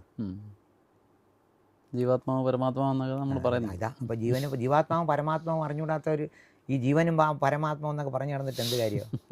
ശരിയല്ലേ? ആദ്യം നമ്മളിരിക്കുന്ന രണ്ട് കാണും. ഒന്ന് പരമമായ ആത്മാവ്, പുറത്തു വരുന്ന ശ്വാസം. ജീവനായ ആത്മാവ് ഞാൻ. പോരെ? അപ്പോൾ പരമമായ ആത്മാവ് എന്ന് പറയുന്ന പുറത്തിരിക്കുന്ന ശ്വാസത്തെ ജീവനായ ആത്മാവുമായിട്ട് ലയിപ്പിക്കാൻ പഠിക്കണ്ടേ? ഇതെല്ലാം നിങ്ങൾ എങ്ങോട്ടാണ് ഈ കാണാമറയത്ത് തേടണമെന്ന് എനിക്കറിയില്ല. അപ്പോൾ ശ്വാസത്തെ ആദ്യം, ഇതാണല്ലോ ദൈവം നമുക്ക് തരുന്നു എന്ന് പറയുന്നത്. ആ ശ്വാസത്തെ എടുത്ത് എൻ്റെ ഉള്ളിൽ ലയിപ്പിക്കാൻ പഠിക്കണം ആദ്യം. അപ്പോൾ അതിനാദ്യം ചെയ്യേണ്ട, അപ്പോൾ എന്നെ കാണുന്ന പ്രേക്ഷകരും ചെയ്തോട്ടെ, ആദ്യം ചെയ്യേണ്ട ഒരൊറ്റ ശ്വാസമേ ഉള്ളൂ. ഒരു കാര്യം, ഒരു ശ്വാസം എടുത്ത് നമ്മൾ 1 മിനിറ്റ് നേരം കൂടി ശ്രദ്ധിക്കുക. എന്ന് പറഞ്ഞാൽ 1 മിനിറ്റ് ശ്രദ്ധിക്കാൻ ചിലപ്പോൾ ആദ്യമുള്ളവർക്ക് പറ്റില്ല. സെക്കൻഡ് എടുത്തോ. അതായത് ഇടത് നാസിക, മൂക്ക് വലത് നാസിക അടച്ചു പിടിച്ചിട്ട് ഇടത് നാസികയിൽ ശ്വാസം എടുത്ത് നേരെ ഈ കോർണർ ഒന്ന് ശ്രദ്ധിച്ചിട്ട് ചുമ്മാ ഇരിക്കും. ഈ ശ്വാസം ഇവിടെ മൂവ് ആവുന്ന അറിയാൻ പറ്റും. വിടണമെന്ന് തോന്നുമ്പോൾ വിട്ടോ. ഏത് മൂക്കിലെന്ന് നോക്കണ്ട, ഏത് മൂക്കിലൂടെ ശ്വാസം പോട്ടെ. അപ്പോൾ എടുക്കുന്ന ശ്വാസത്തെ ശ്രദ്ധിക്കാൻ പഠിച്ചാൽ മൈൻഡ് അവിടെ നിശ്ചലമായി. അപ്പം നമ്മുടെ മനസ്സിനെ നമ്മുടെ ഒരു കുതിരയാണ്. മനം, ബുദ്ധി, ചിത്തം, അഹങ്കാരം എന്ന അങ്ങനെയുള്ള 4 കുതിരകൾ, മനസ്സിൻ്റെ 4 കുതിരകളാണ്. ഈ 4 കുതിരകളും കൂടെ ഒരുമിച്ച് ഓടുന്നത് ഒരു യുദ്ധം ചെയ്യാനാണ്. അതിലിരിക്കുന്നത് ആരെന്നറിയാമോ? ധനഞ്ജയൻ എന്ന ഞാനും എന്നെ നയിക്കുന്ന പ്രാണനും. ഇത്രയും പേരെ അവർ മനസ്സിൽ ട്രാവൽ ചെയ്യുന്നത്. ഇത് തന്നെയാണ് കുരുക്ഷേത്ര യുദ്ധത്തിൻ്റെ കഥയായിട്ട് ഭഗവത്ഗീതയിൽ പറഞ്ഞിരിക്കുന്നത്. അതുകൊണ്ടാണ് കൃഷ്ണൻ ധനഞ്ജയ എന്ന വാക്കിൽ വിളിക്കുന്നത്. അതിൽ കൃഷ്ണൻ തന്നെ പറയുന്നുണ്ട്, ഞാനാണെല്ലാം. ഞാൻ ഒരാളുടെയൊക്കെ ചോദിച്ച ചോദ്യമാണ്, പക്ഷികളിൽ ഗരുഡൻ ഞാനാകുന്നു. കൃഷ്ണൻ, ഞാൻ കേട്ട് കൃഷ്ണൻ ഗരുഡനാണ്. മത്സ്യങ്ങളിൽ മകരം ഞാനാകുന്നു. അപ്പോൾ ഇതെല്ലാം പറഞ്ഞു പോകുമ്പോൾ എന്തിനാ അങ്ങനെ പറഞ്ഞെന്നാണ് നമ്മൾ ചിന്തിക്കേണ്ടത്. ഏറ്റവും ഗൗരവമേറിയത്, ഏറ്റവും ഉയർന്നതുമെല്ലാം ഞാനാണെന്ന തോന്നൽ നമുക്ക് വേണം. എങ്കിലേ വിജയിക്കാൻ പറ്റൂ. നമ്മൾ എന്താ ചിന്തിക്കുന്നതെന്ന് നേരെ തിരിച്ചാ, ഞാൻ ഒന്നിനും കൊള്ളാത്തവനാ, ഞാൻ ഒന്നിനും കഴിവില്ലാത്തവനെന്നല്ലേ ചിന്തിക്കുന്നത്. ഇത് മാറ്റണം. അപ്പോൾ എല്ലാത്തിലും ശ്രേഷ്ഠമായത് എന്തോ അത് ഞാനാണെന്ന് കാണും. അപ്പോഴാണ് നീ ദൈവമാകുന്നത്. ഇത് അടുത്തവരെ മുമ്പ് പോയി കാണിക്കാനല്ല, സ്വയം നമുക്ക് വരണം. അപ്പോഴാ അർജുനൻ പറയുന്നത് എനിക്ക് യുദ്ധക്കളത്തിൽ മനസ്സിന് തലങ്ങൾ അറിയാമല്ലോ അല്ലേ? അതെ അതെ. ഈ മനം, ബുദ്ധി, ചിത്തം, അഹങ്കാരം പോകെ ഉം. മനസ്സിനൊരു 108 തലങ്ങളുണ്ട്. അത്ര അറിയില്ല. ആ 108 തലങ്ങളിലേക്ക് അതിനെ ആ കൗരവറിൽ ആള് തികയാതെ ആ കഥയിൽ കൊണ്ട് പറഞ്ഞിരിക്കുന്നത്. കൗരവറിൽ 101 പേരേ ഉള്ളൂ. അപ്പോൾ ആ കഥയിൽ അത് വെച്ചിട്ട് 101 വെച്ച് നിർത്തിയിരിക്കുക. അപ്പോൾ ഈ മനസ്സിൻ്റെ പോട്ട് 101 തലങ്ങളെങ്കിലും മനസ്സിനുണ്ടെങ്കിൽ ഈ 108 തലങ്ങളോടുകൂടി മത്സരിക്കുന്നത് നമ്മുടെ ഇന്ദ്രിയങ്ങളാണ്.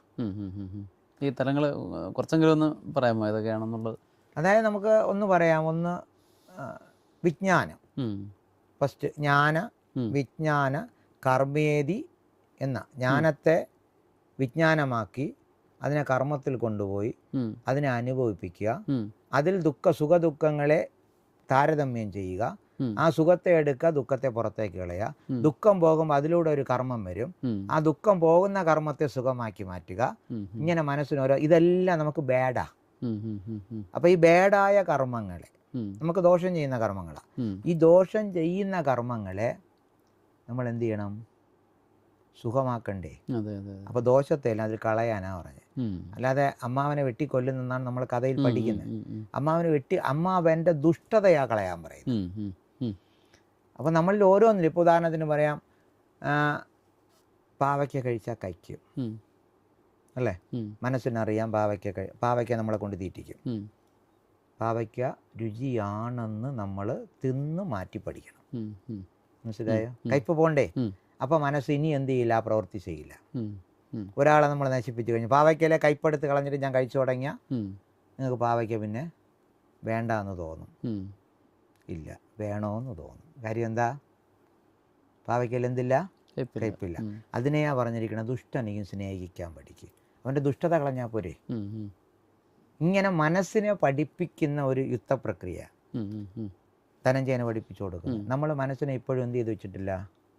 ഉപയോഗിക്കാൻ അറിയില്ല, സത്യം പറഞ്ഞു. അപ്പോൾ ഒരു സംശയം, ഇവിടെ ഈ ദശപ്രാണന്മാരിൽ ഈ ധനഞ്ജയന് മാത്രം അങ്ങനെ പ്രാധാന്യം കൊടുക്കാനും അർജുനൻ ആ പേര് വരാനുള്ള, ഞാൻ അതിനെക്കുറിച്ചാണ് ആലോചിച്ചത്. അതായത് നല്ല കാര്യം. അതായത് അർജുനൻ ആ പേര് വരാനുള്ള കാര്യം, ധനഞ്ജയന ഫസ്റ്റ് ഒരു മനുഷ്യ ജന്മം എടുക്കുന്നത്. അതായത് ഇപ്പം നിങ്ങൾ ആദ്യം പിരിയുന്നത് പ്രാണൻ. ഫസ്റ്റ് പ്രാണൻ പിരിയാറാകുമ്പോൾ രുദ്രനെയും കൊണ്ടേ പോവുള്ളൂ. അപ്പോൾ ഇത് പോയി, പ്രാണൻ പോയി, അതിൻ്റെ ബാക്കിൽ നിന്ന് അപാനൻ പോയി, പിന്നെ അടുത്ത് വ്യാനൻ പോകും. ഇങ്ങനെ ഓരോരുത്തർ ട്രാവൽ ചെയ്യും. ഈ ട്രാവൽ ചെയ്ത് പോകുമ്പോൾ ലാസ്റ്റ് നിൽക്കുന്നവൻ ഈ ശരീരത്തെ ഉണ്ടാക്കിയവൻ, അവൻ്റെ പേര് ധനഞ്ജയൻ. അപ്പോൾ ഈ ധനഞ്ജയൻ ആലോചിക്കും, ഞാനിനി ആർക്ക് വേണ്ടി അവിടെ വെച്ചുകൊണ്ടിരിക്കുന്ന ഈ ഘട്ടത്തെ, അതുകൊണ്ട് ഇതെല്ലാം നശിപ്പിക്കാൻ തയ്യാറാവും. നശിപ്പിട്ട് തിരിച്ചു പോകും. അപ്പോൾ ഏതാണ് കഥയിലും ദശരഥ എന്ന് പറയുന്നത് 10 രഥങ്ങൾ അല്ലേ? ദശരഥൻ്റെ പുത്രൻ രാമൻ ആരാ? അതും ധനഞ്ജയനാണ്. അപ്പോൾ 10 രഥങ്ങളെന്ന ഈ വായുക്കളിൽ ഏറ്റവും പ്രധാനമായി ഓടി വരുമ്പോൾ ഉണ്ടാകുന്ന ഒരു ശക്തിയാണ് ധനഞ്ജയൻ. അതായത് ആദ്യം നമ്മുടെ ഉള്ളിൽ ഒരു വായുക്കൾ ഓടി പിരിഞ്ഞു വരുന്നതിൽ നിന്നാണ് ഈ 10 പിരിയുന്നത് തന്നെ. അതിലൊരാൾ ധനഞ്ജയൻ. ആ ധനഞ്ജയനെയാണ് നമ്മൾ എന്ത് ചെയ്യേണ്ടത്? സൂക്ഷിക്കേണ്ടത്. അപ്പോൾ ഇപ്പോഴും ധനഞ്ജയന് ഉപയോഗമുണ്ടോ? അവൻ്റെ പേരാണ് നമ്മൾ ജീവൻ എന്ന് പറയുന്നത്. നമ്മളെല്ലാം പറഞ്ഞ ജീവാത്മാവ്. ഇതിന് ഈ കുണ്ടലിനി ശക്തി ഉണരുക എന്ന് പറഞ്ഞാൽ ജീവാത്മാവിനെ പരമാത്മാവിലേക്ക് കൊണ്ടുപോകുന്നതെന്നാണ് പറയുന്നത്. അപ്പോൾ ഒരു സംശയം എന്ന് വെച്ചാൽ, ഇപ്പോൾ ഈ പലപ്പോഴും നമ്മൾ പല കോണ്ടക്സ്റ്റുകളിൽ പലരും പറഞ്ഞിട്ടുള്ളതാണ്, അപ്പോൾ ജീവൻ, ആത്മാവ്, പ്രാണൻ, ഇത് മൂന്നും ഒന്നാണെന്ന് പറയുന്നവരുണ്ട്, പലതാണെന്ന് പറയുന്നവരുണ്ട്. ശരിക്കും അത് എന്താണ് അതിൻ്റെ ഒരു സംഗതി? നല്ല ചോദ്യമാണ്. ഞാൻ നേരത്തെ പറഞ്ഞ മനസ്സിലായി കാണില്ല. അണ്ടത്തിൽ നിന്നും പിരിഞ്ഞത് ഓങ്കാരം 3. അതിനെങ്ങനെയാണ് പഠിപ്പിച്ചു വെച്ചിരിക്കുന്നത്? 3 ഒന്നല്ലേ? രുദ്രനും വിഷ്ണുവും ബ്രഹ്മാവും ഒന്ന, മാറ്റമില്ല. ഇത് തന്നെ ഇത്. അതായത് പരബ്രഹ്മം എന്ന് പറയുന്നത് ജീവബ്രഹ്മം, അതായത് ജീവാത്മാവ് എന്നും, ഈ ജീവാത്മാവും പരബ്രഹ്മ ആത്മാവിനെയും കണക്ട് ചെയ്യാൻ വേണ്ടിയിട്ട്, 2 ആത്മാക്കളെയും കണക്ട് ചെയ്യാൻ വേണ്ടിയിട്ട് നമ്മളിടയിൽ നിൽക്കുന്നത് പ്രാണൻ. നിങ്ങൾക്ക് എല്ലാവർക്കും അറിയാം, ഒരു പേര് കേട്ടിരിക്കും, പശുപതി നാഥ്. എന്താ പശുപതി നാഥ് എന്ന് പറഞ്ഞാൽ അറിയാമോ? പശു എന്നാൽ ജീവൻ, പതി എന്നാൽ രുദ്രൻ, നാഥ് എന്നാൽ ബന്ധിക്കുന്ന ചരട്, സംരക്ഷകൻ. അപ്പോൾ പതി എന്ന ദൈവത്തെ ഒരു ചരടിട്ട്, സുഷുമ്ന എന്ന ചരടിട്ട് ധനഞ്ജയനെ താഴെ ജീവനെ കെട്ടിയിട്ടിട്ടുണ്ട്. അപ്പോൾ ഈ കെട്ടിയിട്ടിരിക്കുന്ന ജീവൻ നാട്ടിക്കൊണ്ടിരിക്കണവൻ്റെ പേരാ നാഥൻ. നമ്മൾ ആടിക്കൊണ്ടായിരിക്കണം. നമ്മുടെ ജീവിതം ആട്ടത്തിലാണ്. ഈ ആട്ടത്തെ നിർത്ത്. അതിനെ നിർത്താൻ പറഞ്ഞല്ല, മനസ്സ് നിർത്താനല്ല. ഇവിടെ ഒരു പ്രകാശം, ഒരു ദീപം ഇങ്ങനെ ആടിക്കൊണ്ടിരിപ്പുണ്ട്. ആരൊരുത്തൻ ശ്വാസത്തെ കൺട്രോൾ ചെയ്ത് ഈ ആട്ടത്തെ നിർത്തുന്നുവോ അവനാ യോഗി.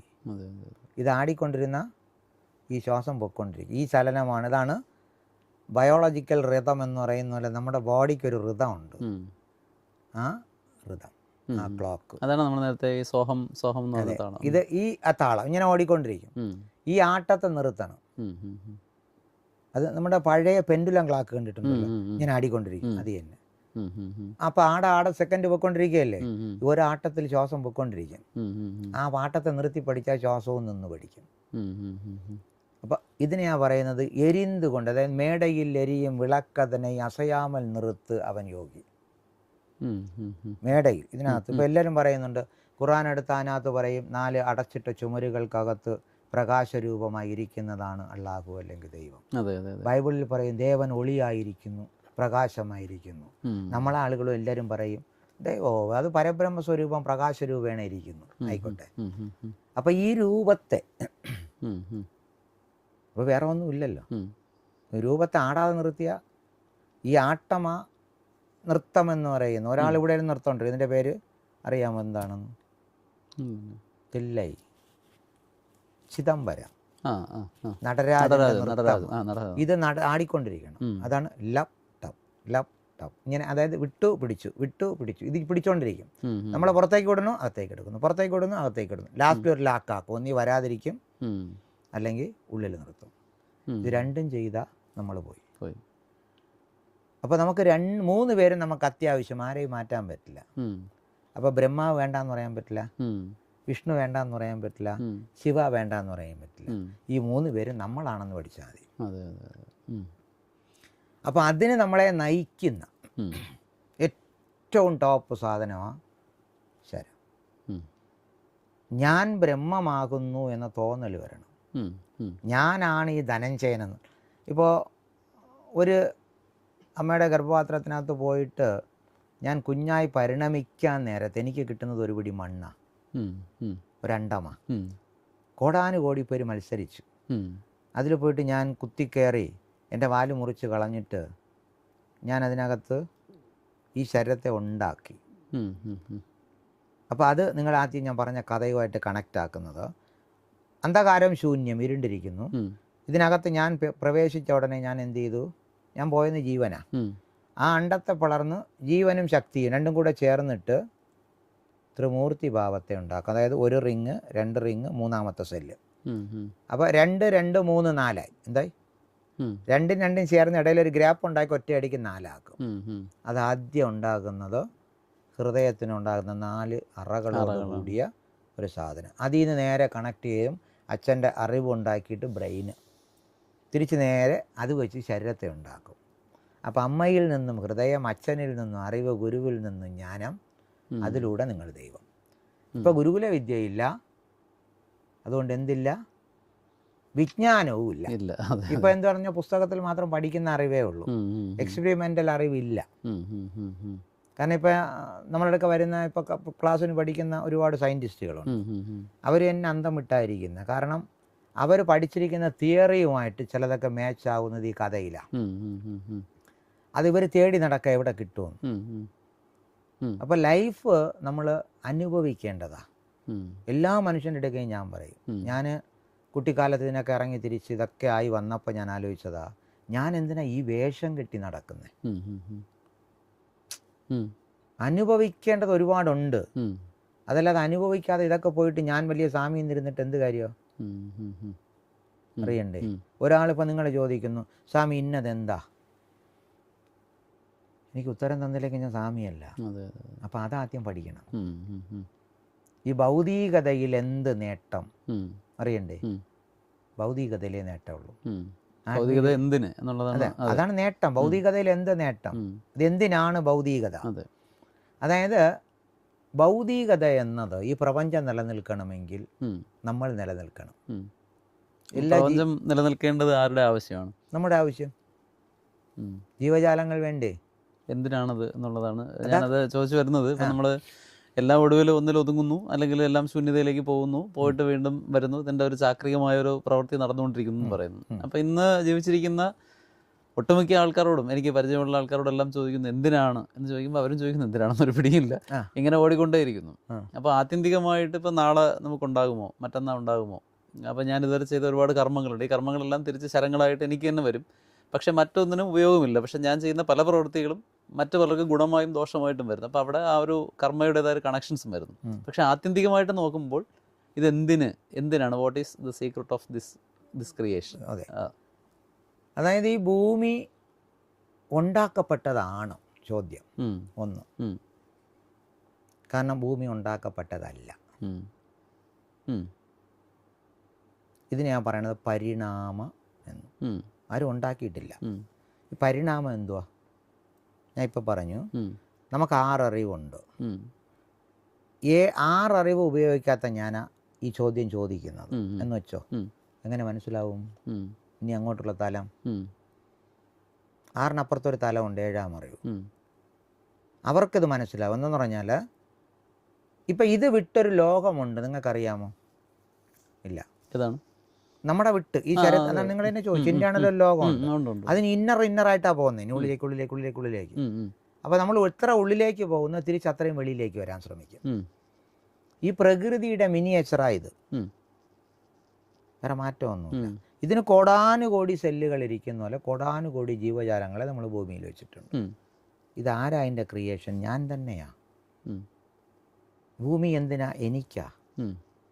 നിങ്ങൾ ഭൂമി വന്നപ്പോഴല്ലേ നിങ്ങൾ ഭൂമി കണ്ടേ? നിങ്ങൾ പോകുമ്പോൾ ഇനി ഭൂമി ഉണ്ടെന്ന് നിങ്ങൾക്ക് എങ്ങനെ ഉറപ്പ്? അതിൻ്റെ മായ. ഈ ഭൂമിയെ ഉണ്ടാക്കിയത് ഞാനാ, ഈ ഭൂമിയിൽ വസിക്കുന്നത് ഞാനാ, പോകുമ്പോൾ ഈ ഭൂമിയെ ഞാനോ എന്നോട് കൊണ്ടുപോകുന്നു. കാരണം എനിക്കിനൊരു ഭൂമിയില്ല. ഇത് ഓരോ ജീവാത്മാവും മനസ്സിലാക്കേണ്ട കാര്യം. അതെ, ഓരോ ജീവാത്മാവിനും ഒരു ഭൂമിയാണ്. നമ്മൾ കാണുമ്പോൾ എല്ലാവരും ഒരുമിച്ചിരിക്കുന്നു, അതുകൊണ്ടാണ് നമുക്കൊരു ഓറ ഇട്ടിരിക്കുന്നത്, മുട്ട പോലെ ഇരിക്കും. അതാ നമ്മുടെ ഭൂമി, അല്ല ഇതല്ല. ഇത് സൃഷ്ടിക്കപ്പെട്ടത് നമ്മളൊക്കെ ഇങ്ങനെ വരുമ്പോൾ ഒരു പ്രകൃതിയെ ഉണ്ടാക്കിയിട്ടുണ്ട്. അതിന് ഞാൻ മായ എന്ന് പറയുന്നത്. നിങ്ങൾ ഇതിൽ നിൽക്കരുത്. അപ്പം നമുക്ക് ഈ ലോകത്തെ മാറ്റിമറിച്ചു കൊണ്ടിരിക്കുക. അപ്പോൾ ലോകം എന്നത് ഒരു ശരിക്കും പറഞ്ഞാൽ മനുഷ്യനിർമ്മിതം എന്ന് പറയാം, മനോനിർമ്മിതം എന്നും പറയുന്നല്ലോ. ഇത് മനസ്സിനകത്താണ് കിടക്കുന്നത്. അപ്പോൾ ഇത് വിട്ട് നമ്മൾ അന്തർയാമിയായ ഒരു ലോകത്തിൽ, എല്ലാവരും പറയും നമ്മുടെ ഉള്ളിലുണ്ടൊരു ശമ്പാല, പുറത്തൊരു ശമ്പാലയുണ്ട്, അതുപോലെ അതിൻ്റെ ഉള്ളിലേക്ക് പോകണം. ആ ഒരു ലയം, അതിനെ ഞാൻ പ്രകാശ ഒളി ഉടമ്പെന്ന് പറയും. നമുക്ക് നമ്മുടെ ആത്മസ്വരൂപത്തെ പ്രകാശരൂപമായി മാറ്റാൻ പഠിക്കണം. മാറ്റാൻ പഠിച്ചാൽ നമുക്ക് നമ്മുടെ ഉള്ളിലേക്കൊരു യാത്ര, ആ ലോകത്തേക്ക് കടന്നിരിക്കാൻ പഠിച്ചാൽ അവിടെ ഇരുന്നുകൊണ്ട് കാണുന്നവർക്ക് മാത്രമേ ഈ ലോകം എന്തെന്ന് മനസ്സിലാവൂ, ഇതെങ്ങനെ ഉണ്ടായെന്ന്. ഇപ്പോൾ സാധാരണ ആൾക്കാർക്ക് പറഞ്ഞാൽ മനസ്സിലാവില്ല അത്. കാരണം നമ്മളത് ഇട്ടുകൊടുത്താൽ ഇത് ഈ ചുരണ്ടി നോക്കും, ഇങ്ങനെ വിമർശത്തിന് പോകും, തർക്കത്തിന് പോകും. അത് കാരണം അത് ആർക്കും മനസ്സിലാകാത്ത ഒന്ന്. ഇപ്പോൾ ഉദാഹരണത്തിന് എങ്ങനെയാ ഒരു സൗണ്ട് ഉണ്ടായേ പ്രകൃതിയിലെന്ന് ചോദിച്ചാൽ പറയാൻ പറ്റില്ല. അത് അനുഭവിക്കുന്നവർക്കറിയാം. അനുഭവിക്കാനുള്ള വഴി മാത്രമേ നമുക്ക് പറയാൻ പറ്റൂ.